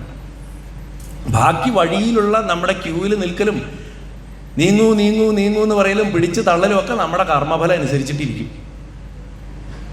എത്ര തള്ളൽ കിട്ടണോ, എത്ര ചീത്തവിളി കിട്ടണോ, അത്രയും നമ്മുടെ കർമ്മഫലം തീർന്നു പോയല്ലോ എന്ന് സന്തോഷിച്ചിട്ട് ഗുരുവായൂരപ്പൻ ഒരു നോക്ക് കണ്ട് സന്തോഷമായിട്ട് പുറത്തേക്ക് വരിക.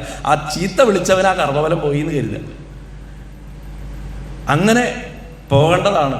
അപ്പം ഇവിടെ അഹങ്കാരം വരുമ്പോൾ, നമുക്ക് സിദ്ധികൾ വന്നു എന്ന് തോന്നുമ്പോൾ നമുക്ക് പറയും ഞാൻ ജീവിപ്പിക്കാം, എനിക്കത് ചെയ്യാൻ പറ്റും, ഇത് ചെയ്യാൻ പറ്റും. വില്ലുമംഗലത്തിന് അതൊരു മഹാത്മാവാണ് വില്ലുമംഗലത്തിൻ്റെ വയറുവേന മാറ്റി കൊടുത്തത്, കോഴിക്കുന്നത് ശിവാങ്ങൾ. പക്ഷേ ഭഗവാന്റെ അടുത്ത് വില്ലുമംഗലം വേണ്ടി ഞാൻ എത്രയോ കാലം നിൻ്റെ അടുത്ത് എൻ്റെ വയറുവേന മാറ്റിത്തരാൻ പറഞ്ഞിട്ട് നിനക്കതിനുള്ള സമയം ഉണ്ടായില്ല. എൻ്റെ കൂടെ നടക്കുന്നുണ്ട്, ഞാൻ തരണ തിന്നുന്നുണ്ട്, എൻ്റെ കൂടെ കളിക്കുന്നുണ്ട്, എല്ലാം ചെയ്യുന്നുണ്ട്, പക്ഷെ എൻ്റെ വയറുവേന നീ മാറ്റി തന്നില്ല. അത് ആ ഒരു ശിവയോഗിയാണ് എനിക്ക് ഒരു സെക്കൻഡ് കൊണ്ട് ഭസ്മം തന്ന് മാറ്റി തന്നതെന്ന് പറഞ്ഞപ്പോൾ ഛേ എന്ന് പറഞ്ഞ് തലയ്ക്ക് വെച്ചു. അതെന്താ, ഈ ജന്മം കൊണ്ട് തീരട്ടെ എന്ന് ഞാൻ വിചാരിച്ചാണ്, ഇനി ഇത് മാറാം, 3 ജന്മം ജനിക്കണമല്ലോ എന്ന് പറഞ്ഞു ഭഗവാൻ. അങ്ങനെ വില്ലുമംഗലത്തിനെ ഭഗവാൻ പരിഹസിച്ചതല്ല, ഭഗവാൻ പലപ്പോഴും നമുക്ക് തരുന്ന വേദനകൾ അങ്ങനെയാണ്. ആ വേദനകൾ നമ്മുടെ കർമ്മഫലത്തെ മാറ്റാനാണെന്ന് പൂന്താനത്തിനെ പോലെ മനസ്സിലാക്കാനുള്ള ഒരു കഴിവ് നമുക്കുണ്ടാവുന്നതാണ് ഏറ്റവും വലിയ ആധ്യാത്മിക സാധനയിൽ നമ്മുടെ ഏറ്റവും വലിയ ആദ്യത്തെ പടി എന്ന് തന്നെ പറയാം. അപ്പോൾ അങ്ങനെയുള്ള സിദ്ധികളുണ്ടെന്ന് അവകാശപ്പെടുന്ന മിഥ്യാവാദിയായിട്ടുള്ള അർജുനനും അവൻ്റെ ഗാണ്ഡീവ ധനുസും തൊലഞ്ഞു പോട്ടെ എന്ന് പറഞ്ഞിട്ട് അങ്ങോട്ട് ശപിക്കും. അങ്ങനെ ശപിച്ചിട്ട് ഈ ഭർസനങ്ങളൊക്കെ കേട്ടിട്ടുള്ള അർജുനൻ അങ്ങനെ അങ്ങോട്ട് വിട്ടുകൊടുക്കാൻ പറ്റില്ലല്ലോ. ഒരു മന്ത്രവാദം മോശമായി കഴിഞ്ഞാൽ മന്ത്രവാദിയുടെ അടുത്ത് പറയുന്നത് നമ്മൾ മന്ത്രവാദം ഭരിച്ചില്ല എന്ന് പറഞ്ഞാൽ അങ്ങനെ പറ്റില്ലല്ലോ. അടുത്ത മൂർത്തിയെ വിളിച്ചിട്ട് പിന്നെ അതങ്ങോട്ട് നടത്തിച്ചെടുക്കാൻ നോക്കണമായിരുന്നു. അർജുനൻ തൻ്റെ സകല യോഗബലത്തിനെയും കൊണ്ട് സംയമപുരിയിൽ ചെന്നു എന്നാ പറയുന്നത്, യമൻ്റെ പുരിയിൽ. അവിടെ വാക്കുപയോഗിക്കുന്നുണ്ട്, സംയമപുരി തന്നെയാണ്. ആ സംയമപുരിയിൽ ചെല്ലണം എന്തിനാ? യമൻ്റെ പുരിക്ക് മറ്റൊരു പേരാണ് സംയമം, എന്തിനേയും നിയന്ത്രിക്കുന്നത് എന്നാണ് ആ വാക്കിൻ്റെ അർത്ഥം. സംയമം ഉണ്ടെങ്കിൽ ബ്രഹ്മാകാരവൃത്തി സ്ഥിരമാക്കാൻ കഴിയും. തനിക്ക് എന്തോ ഒരു നിയന്ത്രണ പശുക്ക് വന്നിട്ടുണ്ട്. ആ നിയന്ത്രണ പശുക്ക് ഒന്ന് ബലപ്പെടുത്തി, വ്രതമൊക്കെ ഒന്നുകൂടെ ബലപ്പെടുത്തി കഴിഞ്ഞാൽ തൻ്റെ സിദ്ധിക്കൊരു മൂർച്ച കൂടി തനിക്ക് കിട്ടും എന്ന് കരുതലാണ് വാസ്തവത്തിൽ ഈ യമപുരിയിലേക്ക് പോയി, സംയമപുരിയിലേക്ക് പോയി എന്ന് പറഞ്ഞതിൻ്റെ അർത്ഥം. അങ്ങനെ പോയി അന്വേഷിച്ച് നോക്കുകയാണ്. അവിടെ ശസ്ത്രമായിട്ട് ചെല്ലുകയാണ്. ആ ശസ്ത്രമായിട്ട് അവിടെ ചെന്ന് കഴിഞ്ഞ് നോക്കുന്ന സമയത്ത് അവിടെ കുട്ടിയെ കാണാനില്ല. അടുത്തതാ ഇന്ദ്രിയങ്ങളുടെ രാജാവായിട്ടുള്ള മനസ്സിൽ ചെന്നിട്ട് അന്വേഷിക്കുകയാണ്. ഇന്ദ്രൻ്റെ പുരിയിൽ ചെന്നിട്ട് നോക്കുകയാണ്, അവിടെയും കാണുന്നില്ല. അഗ്നിയുടെ പുരിയിൽ ചെന്ന് നോക്കി, അവിടെയും കുട്ടിയെ കാണാനില്ല. നിരുദ്ധർ അവിടെ പോയി, അവിടെയും കാണാനില്ല. സോമൻ്റെ അവിടെ പോയി, അവിടെയും കാണാൻ. ഇങ്ങനെ ദിക്കുകളിലൊക്കെ ചെല്ലുകയാണ്. വായു, വരുണൻ, എല്ലാ സ്ഥലങ്ങളിലും ചെന്നു. കൈലാസത്തിൽ പോലും പോയിട്ടുണ്ടാവണം, കാരണം ഈശാനകോണ് വിട്ടുകളയാൻ വഴിയില്ല, അവിടെയും ചെന്നിട്ടുണ്ടാവും. എല്ലാ സ്ഥലത്തും ചെന്ന് ഈ കുട്ടിയെ അന്വേഷിച്ചു. കുട്ടിയെ എവിടെയും കണ്ടില്ല. ഇനി താഴത്തെ ലോകങ്ങളിലും മേലത്തെ ലോകങ്ങളിലും ഒക്കെ പോയി നോക്കി. ആ ഭൂർഭുവ സ്വഹ ജന തപ മഹർ സത്യം ഇങ്ങനത്തെ സകല ലോകങ്ങളിലും നടന്നന്വേഷിച്ചാലും ബ്രഹ്മത്തെ കണ്ടെത്താൻ സാധിക്കില്ല. ഇങ്ങനെ ലോകങ്ങളിൽ അന്വേഷിക്കലല്ല, അത് ഉരുവിടലല്ല ബ്രഹ്മത്തെ കിട്ടാനുള്ള മാർഗം എന്ന് അർജുനൻ പ്രാക്ടിക്കലി പഠിക്കുകയാണ്. അങ്ങനെ പഠിച്ച് ആ ബ്രാഹ്മണൻ്റെ മകനെ കാണാൻ സാധിക്കാത്തത് കൊണ്ട് ഒരു കാര്യം മനസ്സിലാക്കി, ഈ പറയുന്ന ലോകങ്ങളിലുള്ളവരൊക്കെ തന്നെ എന്തെങ്കിലും ഒരു തരത്തിലുള്ള ശരീരബോധമോ ഭോഗവിലാസത്തിലോ ഇരിക്കുന്നവരാകയാൽ അവിടെയൊന്നും ബ്രഹ്മാകാര വൃത്തി സ്ഥിരമല്ല. അതുകൊണ്ട് അവസാനം അർജുനൻ തിരിച്ചു വന്നിട്ട് അഗ്നിയിൽ പ്രവേശിക്കാൻ തീർച്ചയാക്കി. ആ അഗ്നിയിൽ പ്രവേശിക്കാനായിട്ട് അഗ്നികുണ്ഠം കൂട്ടി 3 വലം വെച്ച് നാമം ജപിച്ച് അഗ്നിയിലേക്ക് അങ്ങോട്ട് എടുത്ത് ചാടാനായിട്ട് അങ്ങോട്ട് പോകുന്ന സമയത്ത് ആ ഭഗവാൻ വന്ന് കയ്യിൽ പിടിച്ച് വലിച്ചങ്ങോട്ട് നിർത്തുകയാണ്. കഥകളിയിൽ അത് വളരെ മനോഹരമായിട്ടൊരു രംഗമാണ്. ചാടി വീണിട്ടാ പിടിക്കണത്. എന്താ അർജുനെ പറയാ? കൂടപ്പുറപ്പെന്നാണോ വിളിക്കേണ്ടത്? സുഹൃത്ത് എന്നാണോ വിളിക്കേണ്ടത്? അതോ താൻ തന്നെയാണെന്നാണോ വിളിക്കേണ്ടത്? വാസ്തവത്തിൽ ഗീത പല സ്ഥലത്തും നമുക്ക് തോന്നും ഭഗവാനോട് തന്നെയാണോ സംസാരിക്കണത് തോന്നിപ്പോകും. ബോധം തെളിഞ്ഞ ആള് ബോധം തെളിയാത്ത തന്നോട് തന്നെ സംസാരിക്കുക, അങ്ങനെയാണ് ഗീതയുടെ അവസ്ഥ. അപ്പോൾ ബോധം തെളിയാതെ അഗ്നിപ്രവേശം ചെയ്യാൻ പോകുന്ന ഒരാളോട്, അതായത് തനിക്ക് ഇത്രയും കഴിവുകളുണ്ട്, ആ കഴിവുകൾ കൊണ്ട് ഒന്നും തനിക്കാവാൻ സാധിച്ചില്ല എന്ന് വിഷമിക്കുന്ന എത്രയോ ആൾക്കാരുണ്ട്. മനുഷ്യൻ്റെ പ്രയത്നം കൊണ്ട് സാധിക്കാവുന്നതിന് ലിമിറ്റേഷൻസ് ഉണ്ട്. യോഗവിദ്യകളും സാധനകളും കൊണ്ട് നേടുന്ന സിദ്ധികൾ കൊണ്ട് സാധിക്കാവുന്നതിന് പോലും ലിമിറ്റേഷൻസ് ഉണ്ട്. അതിൻ്റെയൊക്കെ ആ യാഥാർത്ഥ്യം മനസ്സിലാക്കി തരികയാണ് വാസ്തവത്തിൽ സന്താനഗോപാലൻ കഥയിൽ അർജുനൻ്റെ അവസ്ഥ. അവിടെയാണ് ദൈവാനുഗ്രഹം എന്ന് പറയുന്ന ഒരവസ്ഥയുടെ ഒരു ദിവ്യമായിട്ടുള്ള ഒരു കരത്തിൻ്റെ ആവശ്യം, നമ്മളെ ആത്മഹത്യയിൽ നിന്ന് പിന്തിരിപ്പിക്കാൻ. പലരും ശരീരം ത്യജിക്കണത് അതുകൊണ്ടാണ്. ശരീരം ത്യജിക്കുന്നത് എന്തുകൊണ്ടാണ്? ഈ ശരീരത്തിൻ്റെ ബോധമുള്ളത് കൊണ്ടാണ് ശരീരം ത്യജിക്കുന്നത്. ആത്മഹത്യ ചെയ്യുന്നത് പോലും വാസ്തവത്തിൽ ഒരു യോഗിക്ക് ചേർന്നതല്ല, ഒരു ബ്രഹ്മജ്ഞാനിക്ക് ചേർന്നതല്ല, അല്ലെങ്കിൽ ഒരു മുമുക്ഷുവിന് ചേർന്നതല്ല. ഈ ജന്മം എനിക്ക് സാക്ഷാത്കരിക്കാൻ സാധിച്ചില്ല എന്ന് പറഞ്ഞിട്ട് ഈ ശരീരം നശിപ്പിക്കുക എന്ന് പറഞ്ഞാൽ അതിൻ്റെ അർത്ഥം അയാൾക്ക് ആ ദേഹബോധം ഉണ്ട് എന്നുള്ളതാണ്. ഇല്ലെങ്കിൽ ദേഹം ഉണ്ടായാൽ എന്ത്, ഇല്ലെങ്കിൽ എന്ത്, അങ്ങനൊരു അവസ്ഥയിലായിരിക്കില്ല. ഈ ചിന്തയിലല്ലേ ആയിരിക്കേണ്ടത്. അതുകൊണ്ടാണ് മഹാത്മാക്കൾ ജീവൻ മുക്തരായിട്ട് ഇരുന്നിരിപ്പിൽ ഒരു കുഴി കുഴിച്ച് അതിൻ്റെ ഉള്ളിൽ ഇരുന്നിട്ട് ആ ജീവനോടെ തന്നെ അവരെ കർപ്പൂരം കൊണ്ട് ഉപ്പ് കൊണ്ടും ഒക്കെ പോടുന്നപ്പോൾ രാഘവേന്ദ്ര സ്വാമിയൊക്കെ പോലെ. കാരണം അവർക്ക് ശരീരം ഉണ്ടോ ഇല്ലയോ എന്നുള്ളതൊരു വിഷയമേ അല്ല. അവർ മുമ്പും ഉണ്ട്, ഇപ്പോഴും ഉണ്ട്, നാളെയും ഉണ്ടാവും. ഇതൊരു തുടർച്ചയാണ്. ആ തുടർച്ചയിൽ ഭഗവാൻ തന്നെ പറയുന്ന പോലെ ഒരു കുപ്പായം മാത്രം ഈ ശരീരം. അപ്പോൾ ഇവിടെ അർജുനൻ ആ ശരീരത്തെ കത്തിച്ച് തൻ്റെ ദേഹബോധത്തിൻ്റെ പാരമ്യതയിൽ അതിൻ്റെ നിരാശയുടെ പരകോടിയിൽ നിന്നിട്ട് അർജുനൻ അതിനെ അഗ്നിക്ക് കൊടുത്തിട്ട് ഞാൻ ചെയ്ത പ്രതിജ്ഞാലോപത്തിൻ്റെ ശുദ്ധിക്കായിട്ട് അഗ്നിക്ക് ഞാൻ എന്നെ കൊടുക്കണമെന്നാണ് പറയണത്. അങ്ങനെ അഗ്നിക്ക് കൊടുക്കുന്ന ആ സമയത്ത് ആ ഈശ്വരീയ കരം അതെവിടുന്ന് വരണു? അർജുനൻ്റെ പൂർവോപാസനകളുടെ ശക്തിയാണത്.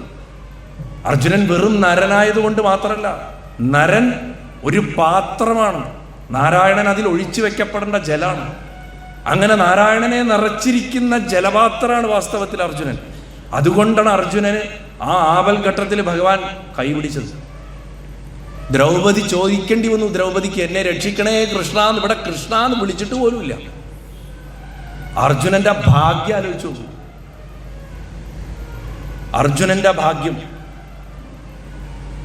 ദ്രൗപദിക്ക് പോലും ഗോവിന്ദ എന്ന് വിളിക്കേണ്ടി വന്നിട്ടാണ് വന്നത്. അർജുനന് വിളിക്കേണ്ടി വന്നിട്ടില്ല. അർജുനന്റെ മഹത്വത്തിന് ഉയർത്തി പറയാൻ ഞാൻ പറയുന്നതല്ല, ഞാൻ പറയേണ്ട ആവശ്യമില്ല. അർജുനൻ നാരായണൻ തന്നെയാണ്, യാതൊരു സംശയമില്ല. ഒരു വേഷം കെട്ടി ആടിയെന്ന് മാത്രം. അങ്ങനെ ഭഗവാൻ പറയണം, ഇതൊന്നുമല്ല അതിൻ്റെ പോംവഴി, വിഡ്ഢിത്തരാണ് നീ കാണിക്കണത്. നിനക്ക് ഞാൻ ബ്രാഹ്മണന്റെ മക്കളെ കാണിച്ചു തരാം. അർജുന, നിനക്ക് തോന്നുന്നുണ്ടോ ഞാൻ വെറുതെ മിണ്ടാണ്ടിരുന്നാണ് ഇത്രയും കാലം?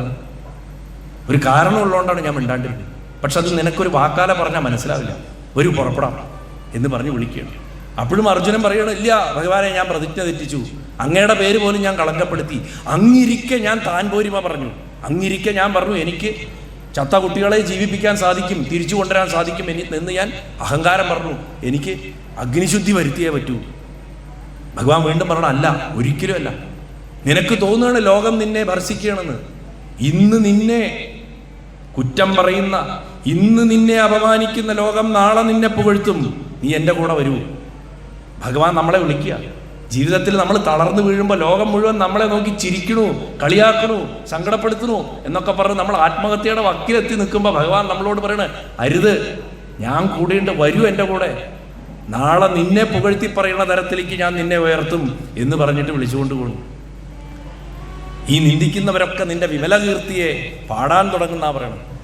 അതായത് ബ്രഹ്മാകാരവൃത്തി വരാതെ അടിക്കടി സംസാരത്തിനെ ഓർമ്മിക്കുന്ന സാധുവാണെങ്കിൽ പോലും, എത്ര വലിയ മുമുക്ഷു ആണെങ്കിൽ പോലും അവനെ ലോകം നിന്ദിച്ച് തന്നെ പറയും എന്ന് വെച്ച് നീ അതിൽ തളരരുത്. നീ എഫർട്ട് തുടർന്നുകൊണ്ടേയിരിക്കുക. നാളെ നിന്നെ യഥാർത്ഥ ബ്രഹ്മജ്ഞാനി എന്ന് ലോകം അറിയും എന്ന് ഭഗവാൻ നമ്മളോട് തുറന്നു പറയും. അങ്ങനെ ഭഗവാൻ അവിടുന്ന് ഈ കൂട്ടിക്കൊണ്ടു പോകുമ്പോൾ അർജുനൻ, സാധാരണ ഒരാൾ നമ്മളെ കൈപിടിച്ച് വലിച്ചുകൊണ്ട് പോകുമ്പോൾ എങ്ങടാ കൊണ്ടുപോകണമെന്ന സാധാരണ നോക്കുക. പക്ഷേ അർജുനനൊന്നും മനസ്സിലാവുന്നില്ല. ഭഗവാനെ തന്നെ നോക്കിക്കൊണ്ട് കരഞ്ഞോണ്ടാ പോണെന്ന് പറയും. നമ്മളെ പിടിച്ച് വലിച്ചുകൊണ്ട് പോകുന്ന ഒരാളെ നമ്മൾ അയാളെ തന്നെ നോക്കിക്കൊണ്ട് എങ്ങടാ കൊണ്ടുപോകണമെന്ന് അറിയാതെ പോകുന്നൊരവസ്ഥയുണ്ട്. അത് മനസ്സ് അത്രമാത്രം ആ കൊണ്ടുപോകുന്ന വ്യക്തിയിലും ഉറച്ചു നിൽക്കുമ്പോഴാണ്. മാർഗം ഏതാന്ന് പോലും അറിയില്ല, അങ്ങനെ പിടിച്ചു വലിച്ചുകൊണ്ട് പോവുകയാണ്. അവിടെ അർജുനന്റെ മനസ്സിൽ മനസ്സിലാക്കുന്നൊരു കാര്യമാണ്, ദൈവോപസൃഷ്ടം യോ മൗഢ്യ ദാനി നീഷതി ദുർമതി. ദൈവം കൊണ്ടുപോയതിനെ ആര് കൊണ്ടുവരാനാണ്? മൗഢ്യം എന്നല്ലാതെ എന്താണ്? വിഡ്ഢിത്തരമാണ്. ഈശ്വരൻ്റെ നിശ്ചയത്തിനെ മറികടക്കാൻ ഞാൻ നോക്കി എന്നുള്ളതാണ്. ഇതാ ഈശ്വരൻ എൻ്റെ കൈ പിടിച്ചു കൊണ്ടുപോകുന്നു. എന്നിട്ട് ആ സമയത്താണ് ഭഗവാന്റെ ആ യാത്ര ഇങ്ങനെ പറഞ്ഞ് കൃഷ്ണൻ അർജുനെ കൂട്ടി തേരിൽ കയറിയിട്ട് പടിഞ്ഞാറ് ദിക്കിലേക്ക് പോയി എന്നാ പറയുന്നത്. പടിഞ്ഞാറേ ദിക്കിലേക്കാ പോകുന്നത്. പടിഞ്ഞാറ് വശത്തേക്ക് ആ കുതിരകളെ പായിച്ച് തൻ്റെ 4 വിശേഷപ്പെട്ട കുതിരകളെയാണ് ഭഗവാൻ അവിടെ ആ തേരിൽ കയറ്റി, അർജുനെ തേരിൽ കയറ്റി കൊണ്ടുപോകണം. വാസ്തവത്തിൽ എന്താ, നമ്മൾ ബ്രഹ്മാകാര വൃത്തി എന്ന് നമ്മൾ പറയുമ്പോൾ എത്ര വലിയ യോഗിയാണെങ്കിലും അതിൽ നിന്ന് ഒരു ച്യുതി ഉണ്ടാവുമെന്ന് ഞാൻ പറഞ്ഞു. ആ ച്യുതിയിൽ നിന്ന് കരകയറാൻ നിത്യേന നിധിധ്യാസനം, ധ്യാനം എന്തെങ്കിലുമൊക്കെ ചെയ്യുന്നവർ, അവർക്ക് പോലും ബ്രഹ്മാകാര വൃത്തിയിൽ നിന്ന് താഴോട്ട് പോകാനുള്ള സാധ്യതയുണ്ട്. പക്ഷെ എന്ന് വെച്ചിട്ട് അത് പ്രാക്ടീസ് ചെയ്യാതിരിക്കരുത്. മനസ്സിനെ കുറച്ചു നേരമെങ്കിലും ശാന്തമാക്കി വയ്ക്കുവാൻ പഠിച്ചിട്ട് വേണം തുടങ്ങാൻ. തുടക്കത്തിൽ തന്നെ ഇത് ആദ്യമേ കിട്ടില്ല. ഇപ്പോൾ ആൻഡ്രൂ ഹ്യൂബർമാൻ എന്ന് പറഞ്ഞിട്ടൊരു പ്രസിദ്ധനായിട്ടുള്ള ഒരു ന്യൂറോളജിസ്റ്റ് ഉണ്ട്. അദ്ദേഹം പറഞ്ഞു, വെറുതെ 17 മിനിറ്റ് കണ്ണടച്ചിട്ട് മനസ്സിൻ്റെ അകത്തേക്ക് നോക്കി അതിൻ്റെ ഇഷ്ടത്തിന് വിട്ടിരുന്നു കഴിഞ്ഞാൽ ഒരൊറ്റ തവണത്തെ ചികിത്സ കൊണ്ട് നിങ്ങളുടെ മനസ്സിൻ്റെ മൊത്തം മേക്കപ്പ് മാറിപ്പോകുന്ന അദ്ദേഹം പറയണത്. ഇതാണ് നമ്മുടെ ഋഷീശ്വരന്മാർ പണ്ടേ പറഞ്ഞു വെച്ച്. അപ്പം അത് നിത്യം നമ്മൾ പ്രാക്ടീസിൽ കൊണ്ടുവന്നാലോ?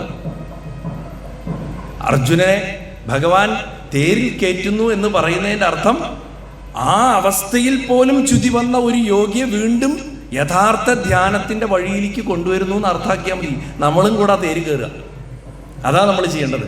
അങ്ങനെ ഭഗവാൻ ശൈബ്യൻ, സുഗ്രീവൻ, മേഘപുഷ്പൻ, ബലാഹകൻ എന്ന് പറയുന്ന 4 കുതിരകളോട് കൂടിയിട്ട്, ഈ 4 കുതിരകൾ എന്ന് പറഞ്ഞു കഴിഞ്ഞാൽ വാസ്തവത്തിൽ സാധനാ ചതുഷ്ടയങ്ങൾ തന്നെയാണ്. ആ 4 സാധനയുടെ മാർഗത്തിൽ നമ്മൾ വിശേഷമായിട്ട് പറയുന്ന സാധനാ ചതുഷ്ടയം എന്ന് പറയും. ആ സാധനാ ചതുഷ്ടയങ്ങൾ തന്നെയാണ് ഈ 4 കുതിരകൾ എന്ന് പറയുന്നത്.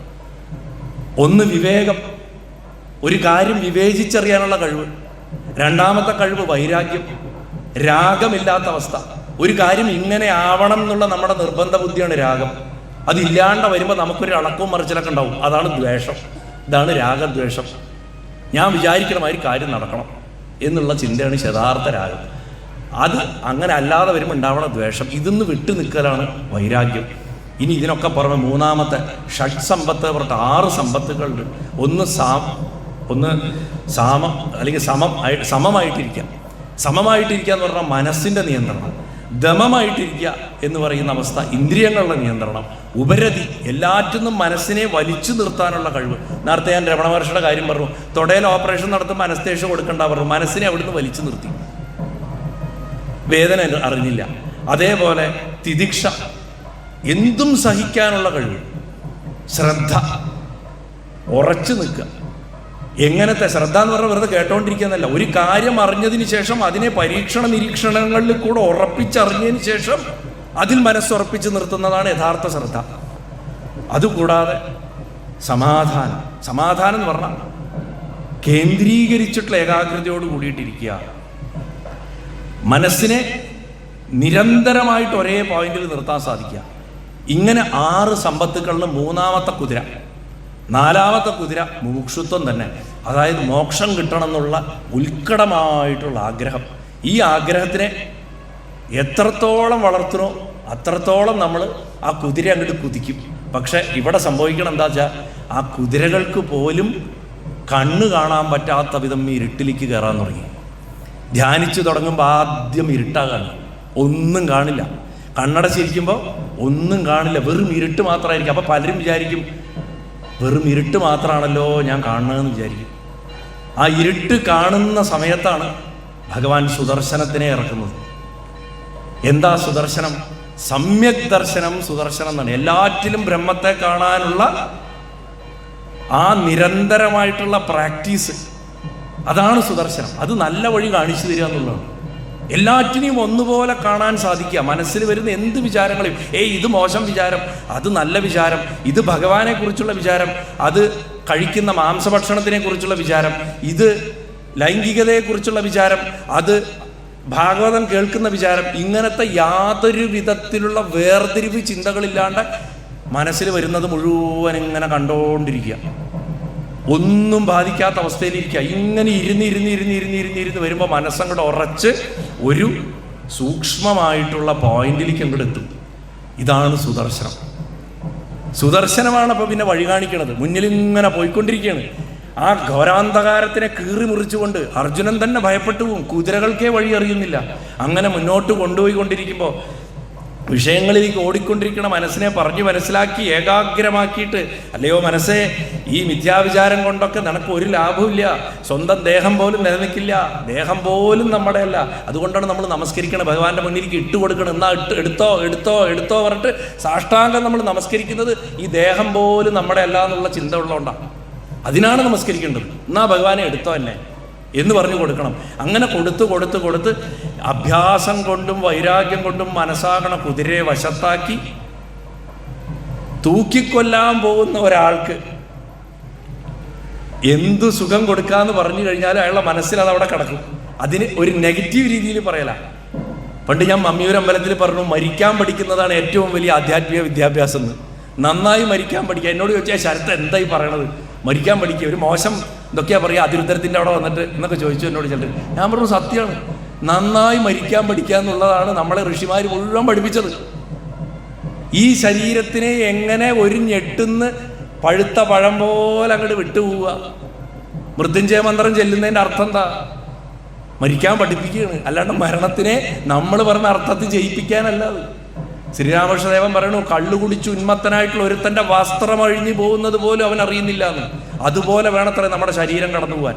നമ്മൾ പോയിക്കൊണ്ടിരിക്കണം, അങ്ങനെ പോകണം എന്നാ പറയുന്നത്. അപ്പോൾ ജന്മത്തെ പാഴാക്കരുത് മിഥ്യാവിചാരം കൊണ്ട്. സംയമം സുഖപ്രദമാണ്. അതുകൊണ്ട് അത്യാവശ്യ കാര്യങ്ങളിലല്ലാതെ മനസ്സിൻ്റെ വൃത്തിയെ ചലിപ്പിക്കരുത്. വേണ്ടത് മാത്രം കേൾക്കുക, പറയുക, അങ്ങനെ വേണം പോകാൻ എന്ന് വെച്ച് അതിനെ എങ്ങനെ കൊണ്ടുവരണം? ഈ ബ്രഹ്മവിചാരം കൊണ്ട്, നിരന്തര സമർപ്പണം കൊണ്ട്, നിരന്തര സ്മരണ കൊണ്ട് ഭഗവാങ്കൽ ഉറപ്പിച്ച് നിർത്തുക എന്നുള്ള എന്തൊരു ക്രിയയാണോ അതാണ് വാസ്തവത്തിൽ യഥാർത്ഥ സുദർശന ക്രിയ. അല്ലാതെ അതൊരു സർട്ടിഫിക്കറ്റ് കോഴ്സായിട്ട് പഠിപ്പിക്കേണ്ട ഒരു വസ്തുവല്ല അത്. മനസ്സ്, ബുദ്ധി തുടങ്ങിയിട്ടുള്ള കുതിരകളൊക്കെ ചഞ്ചലമാകണ കൊണ്ട് യോഗീശ്വരന്മാർക്കും ഈശ്വരനായിട്ടുള്ള ഭഗവാൻ കൃഷ്ണൻ 1000 സൂര്യന്മാരെ പോലെ ശോഭിക്കണ സുദർശന ചക്രത്തെ തന്നെ മുന്നിലങ്ങോട്ട് വെച്ചു കൊടുത്തു.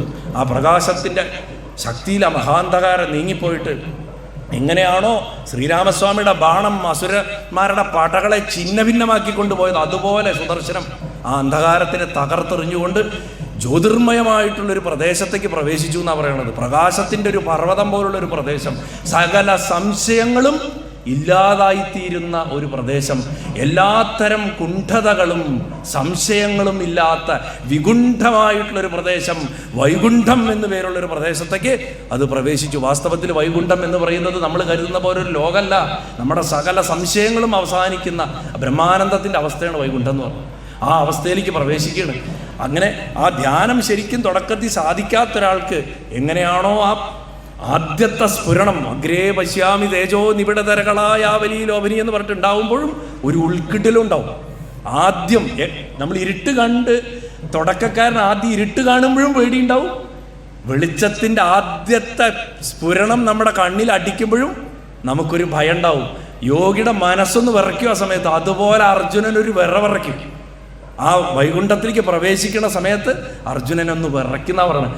അർജുനൻ വിറയ്ക്കുമ്പോൾ ഭഗവാൻ ഒരു കൈ കൊണ്ടങ്ങോട്ട് അർജുൻ്റെ കൈയൊന്ന് മുറുക്കി പൊട്ടിക്കും. ഭയക്കണ്ട, ദാ ആ മഹാപ്രദേശത്തേക്ക് അങ്ങോട്ട് പ്രവേശിക്കുകയാണ്. അങ്ങനെ നമ്മൾ മനസ്സ് ഏറ്റവും ശാന്തമാകുന്നൊരവസ്ഥയിലാണ് നമ്മൾ പ്രവേശിക്കുന്നതെന്നുണ്ടെങ്കിൽ അത് വളരെ സ്മൂത്ത് ലാൻഡിങ് ആയിരിക്കും. നമ്മൾ ഫ്ലൈറ്റിൽ ലാൻഡ് ചെയ്യുമ്പോൾ ചിലപ്പോൾ ആകെ ആടി വലഞ്ഞാൽ ലാൻഡ് ചെയ്യുക, ചിലപ്പോൾ നമ്മൾ ലാൻഡ് ചെയ്തത് പോലും അറിയില്ല.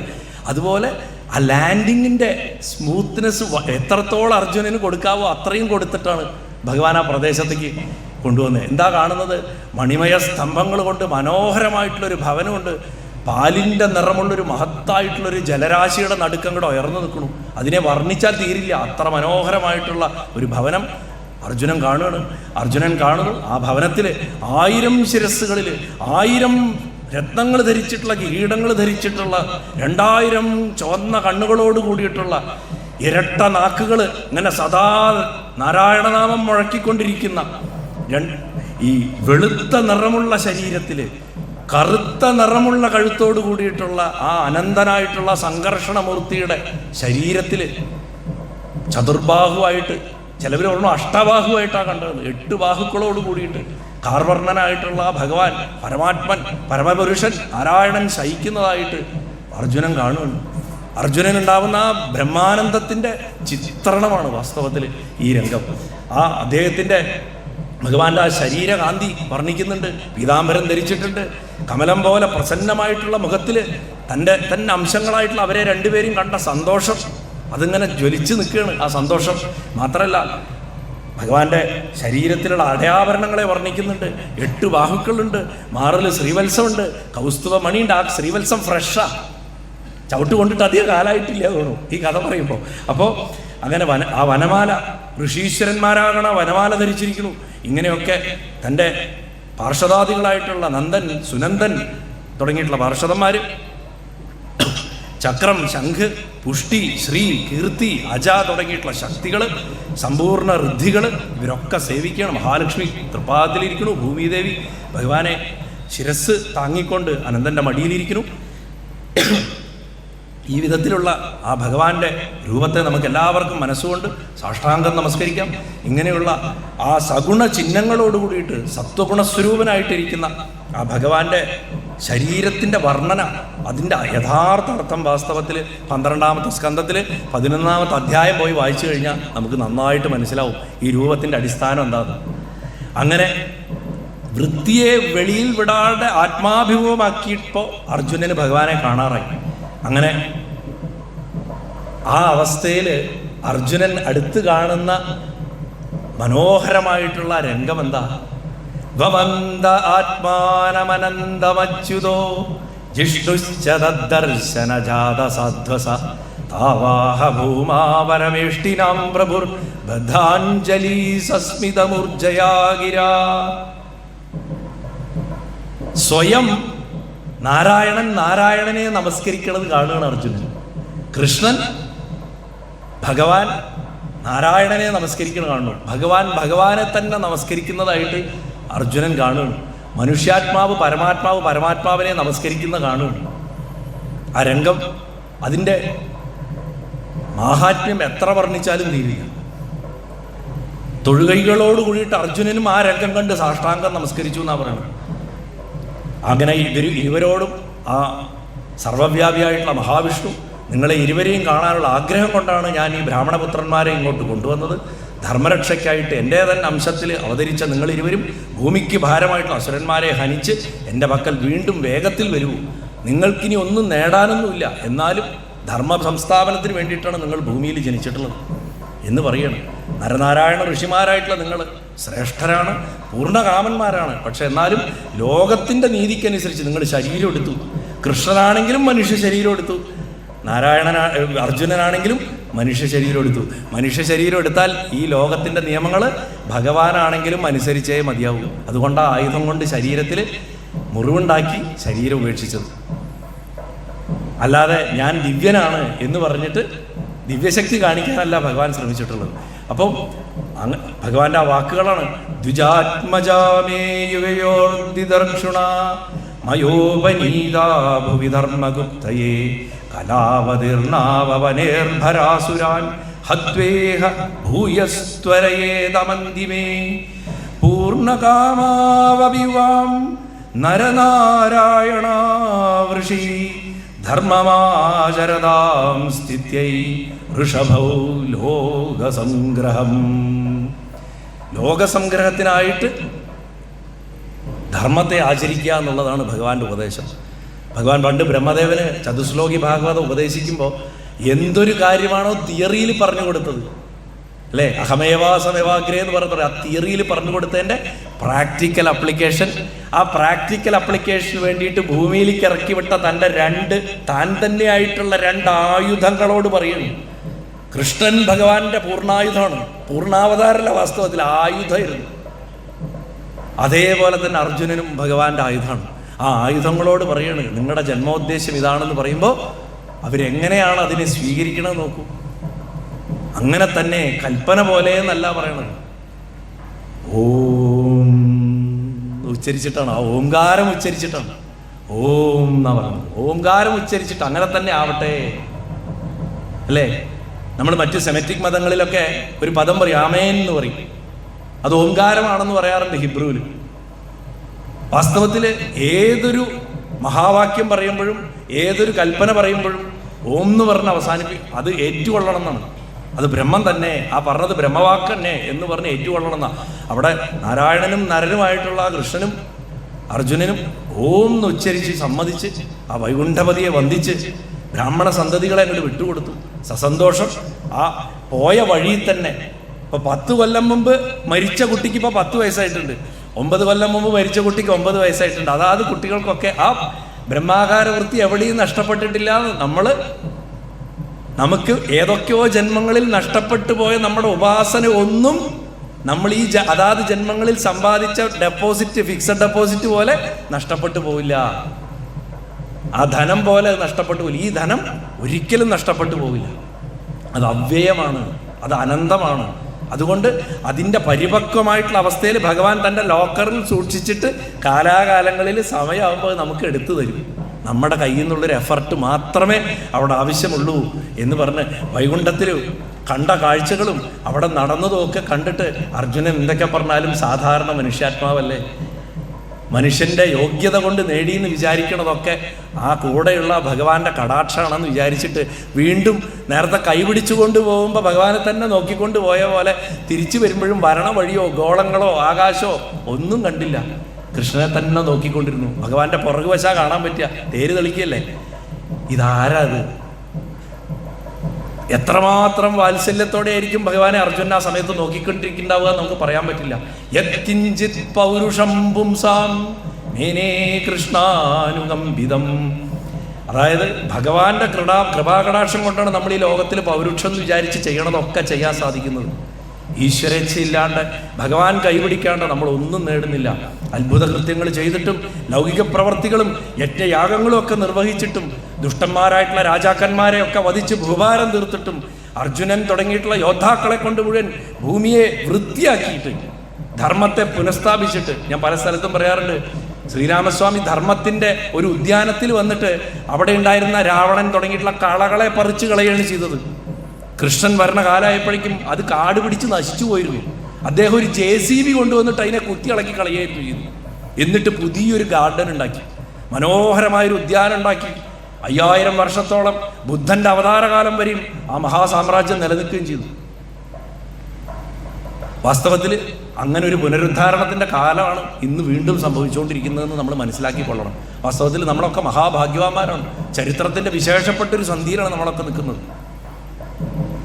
നമുക്ക് മുന്നേ കടന്നുപോയവർ, വള്ളിയൂർ തിരുമേനിയെ പോലുള്ളവർ, ആന്യൻ തിരുമേനിയെ പോലുള്ളവർ, വാഴക്കുന്നത്തിനെ പോലുള്ളവർ, തട്ടയൂരിനെ പോലുള്ളവർ, വൈശ്രവണത്തിനെ പോലുള്ളവർ, നീലകണ്ഠ സദ്ഗുരുവിനെ പോലുള്ളവർ, അനവധി മഹാത്മാക്കൾ, അവരുടെയൊക്കെ തോളത്ത് കയറി നിന്നിട്ടാണ് നമുക്ക് ചക്രവാളത്തിന്റെ കൂടുതൽ വലിയൊരു അംശം ഒന്ന് കാണാൻ സാധിക്കുന്നത്. അല്ലെങ്കിൽ കൂടല്ലൂർ കുഞ്ഞിക്കാവ് തമ്പുരാനെയൊക്കെ പോലെ നമുക്ക് എല്ലാവർക്കും ഭാഗവതം പറഞ്ഞുകൊണ്ടിരിക്കണതിൻ്റെ ഇടയിൽ ഇതാ നിൽക്കണു എന്ന് പറഞ്ഞിട്ട് ചാടി എണീച്ച് നമസ്കരിക്കാനുള്ള ഭാഗ്യം ഗുരുവായൂരപ്പൻ തരുന്നൊരു കാലം വിദൂരമല്ല എന്നാണ് എൻ്റെ വിശ്വാസം. അത് തീർച്ചയായിട്ടും ഓരോരുത്തർക്കും സാധിക്കട്ടെ എന്ന് പ്രാർത്ഥിക്കുകയാണ്. ഇത്രയും പറഞ്ഞുകൊണ്ട് ആ മഹാപ്രഭുവായിട്ടുള്ള പൊന്നു ഗുരുവായൂരപ്പൻ്റെ തൃപ്പാദങ്ങളിൽ സാഷ്ടാംഗം നമസ്കരിച്ചിട്ട്, ഗുരുവായൂരപ്പൻ തന്നെയായിട്ടുള്ള ആ മള്ളിയൂർ മഹാഗണപതി ഭഗവാന്റെ തൃപ്പാദങ്ങളിൽ സാഷ്ടാംഗം നമസ്കരിച്ചിട്ട് ഈ യജ്ഞവേദിയിൽ ആചാര്യന്മാരായ നിങ്ങളുടെ എല്ലാവരുടെയും മുന്നിൽ ഗുരുവായൂരപ്പൻ്റെ രൂപങ്ങളായിട്ട് നിങ്ങളെ എല്ലാവരെയും കണ്ട് മനസ്സുകൊണ്ട് സാഷ്ടാംഗം നമസ്കരിച്ചിട്ട് ഞാൻ എൻ്റെ എളിയ പ്രഭാഷണം സമർപ്പിക്കുന്നു. എല്ലാവർക്കും നന്ദി, നമസ്കാരം. നാരായണാഖില ഗുരോ ഭഗവൻ നമസ്തേ. ഗുരുവായൂരപ്പ സർവേശ്വര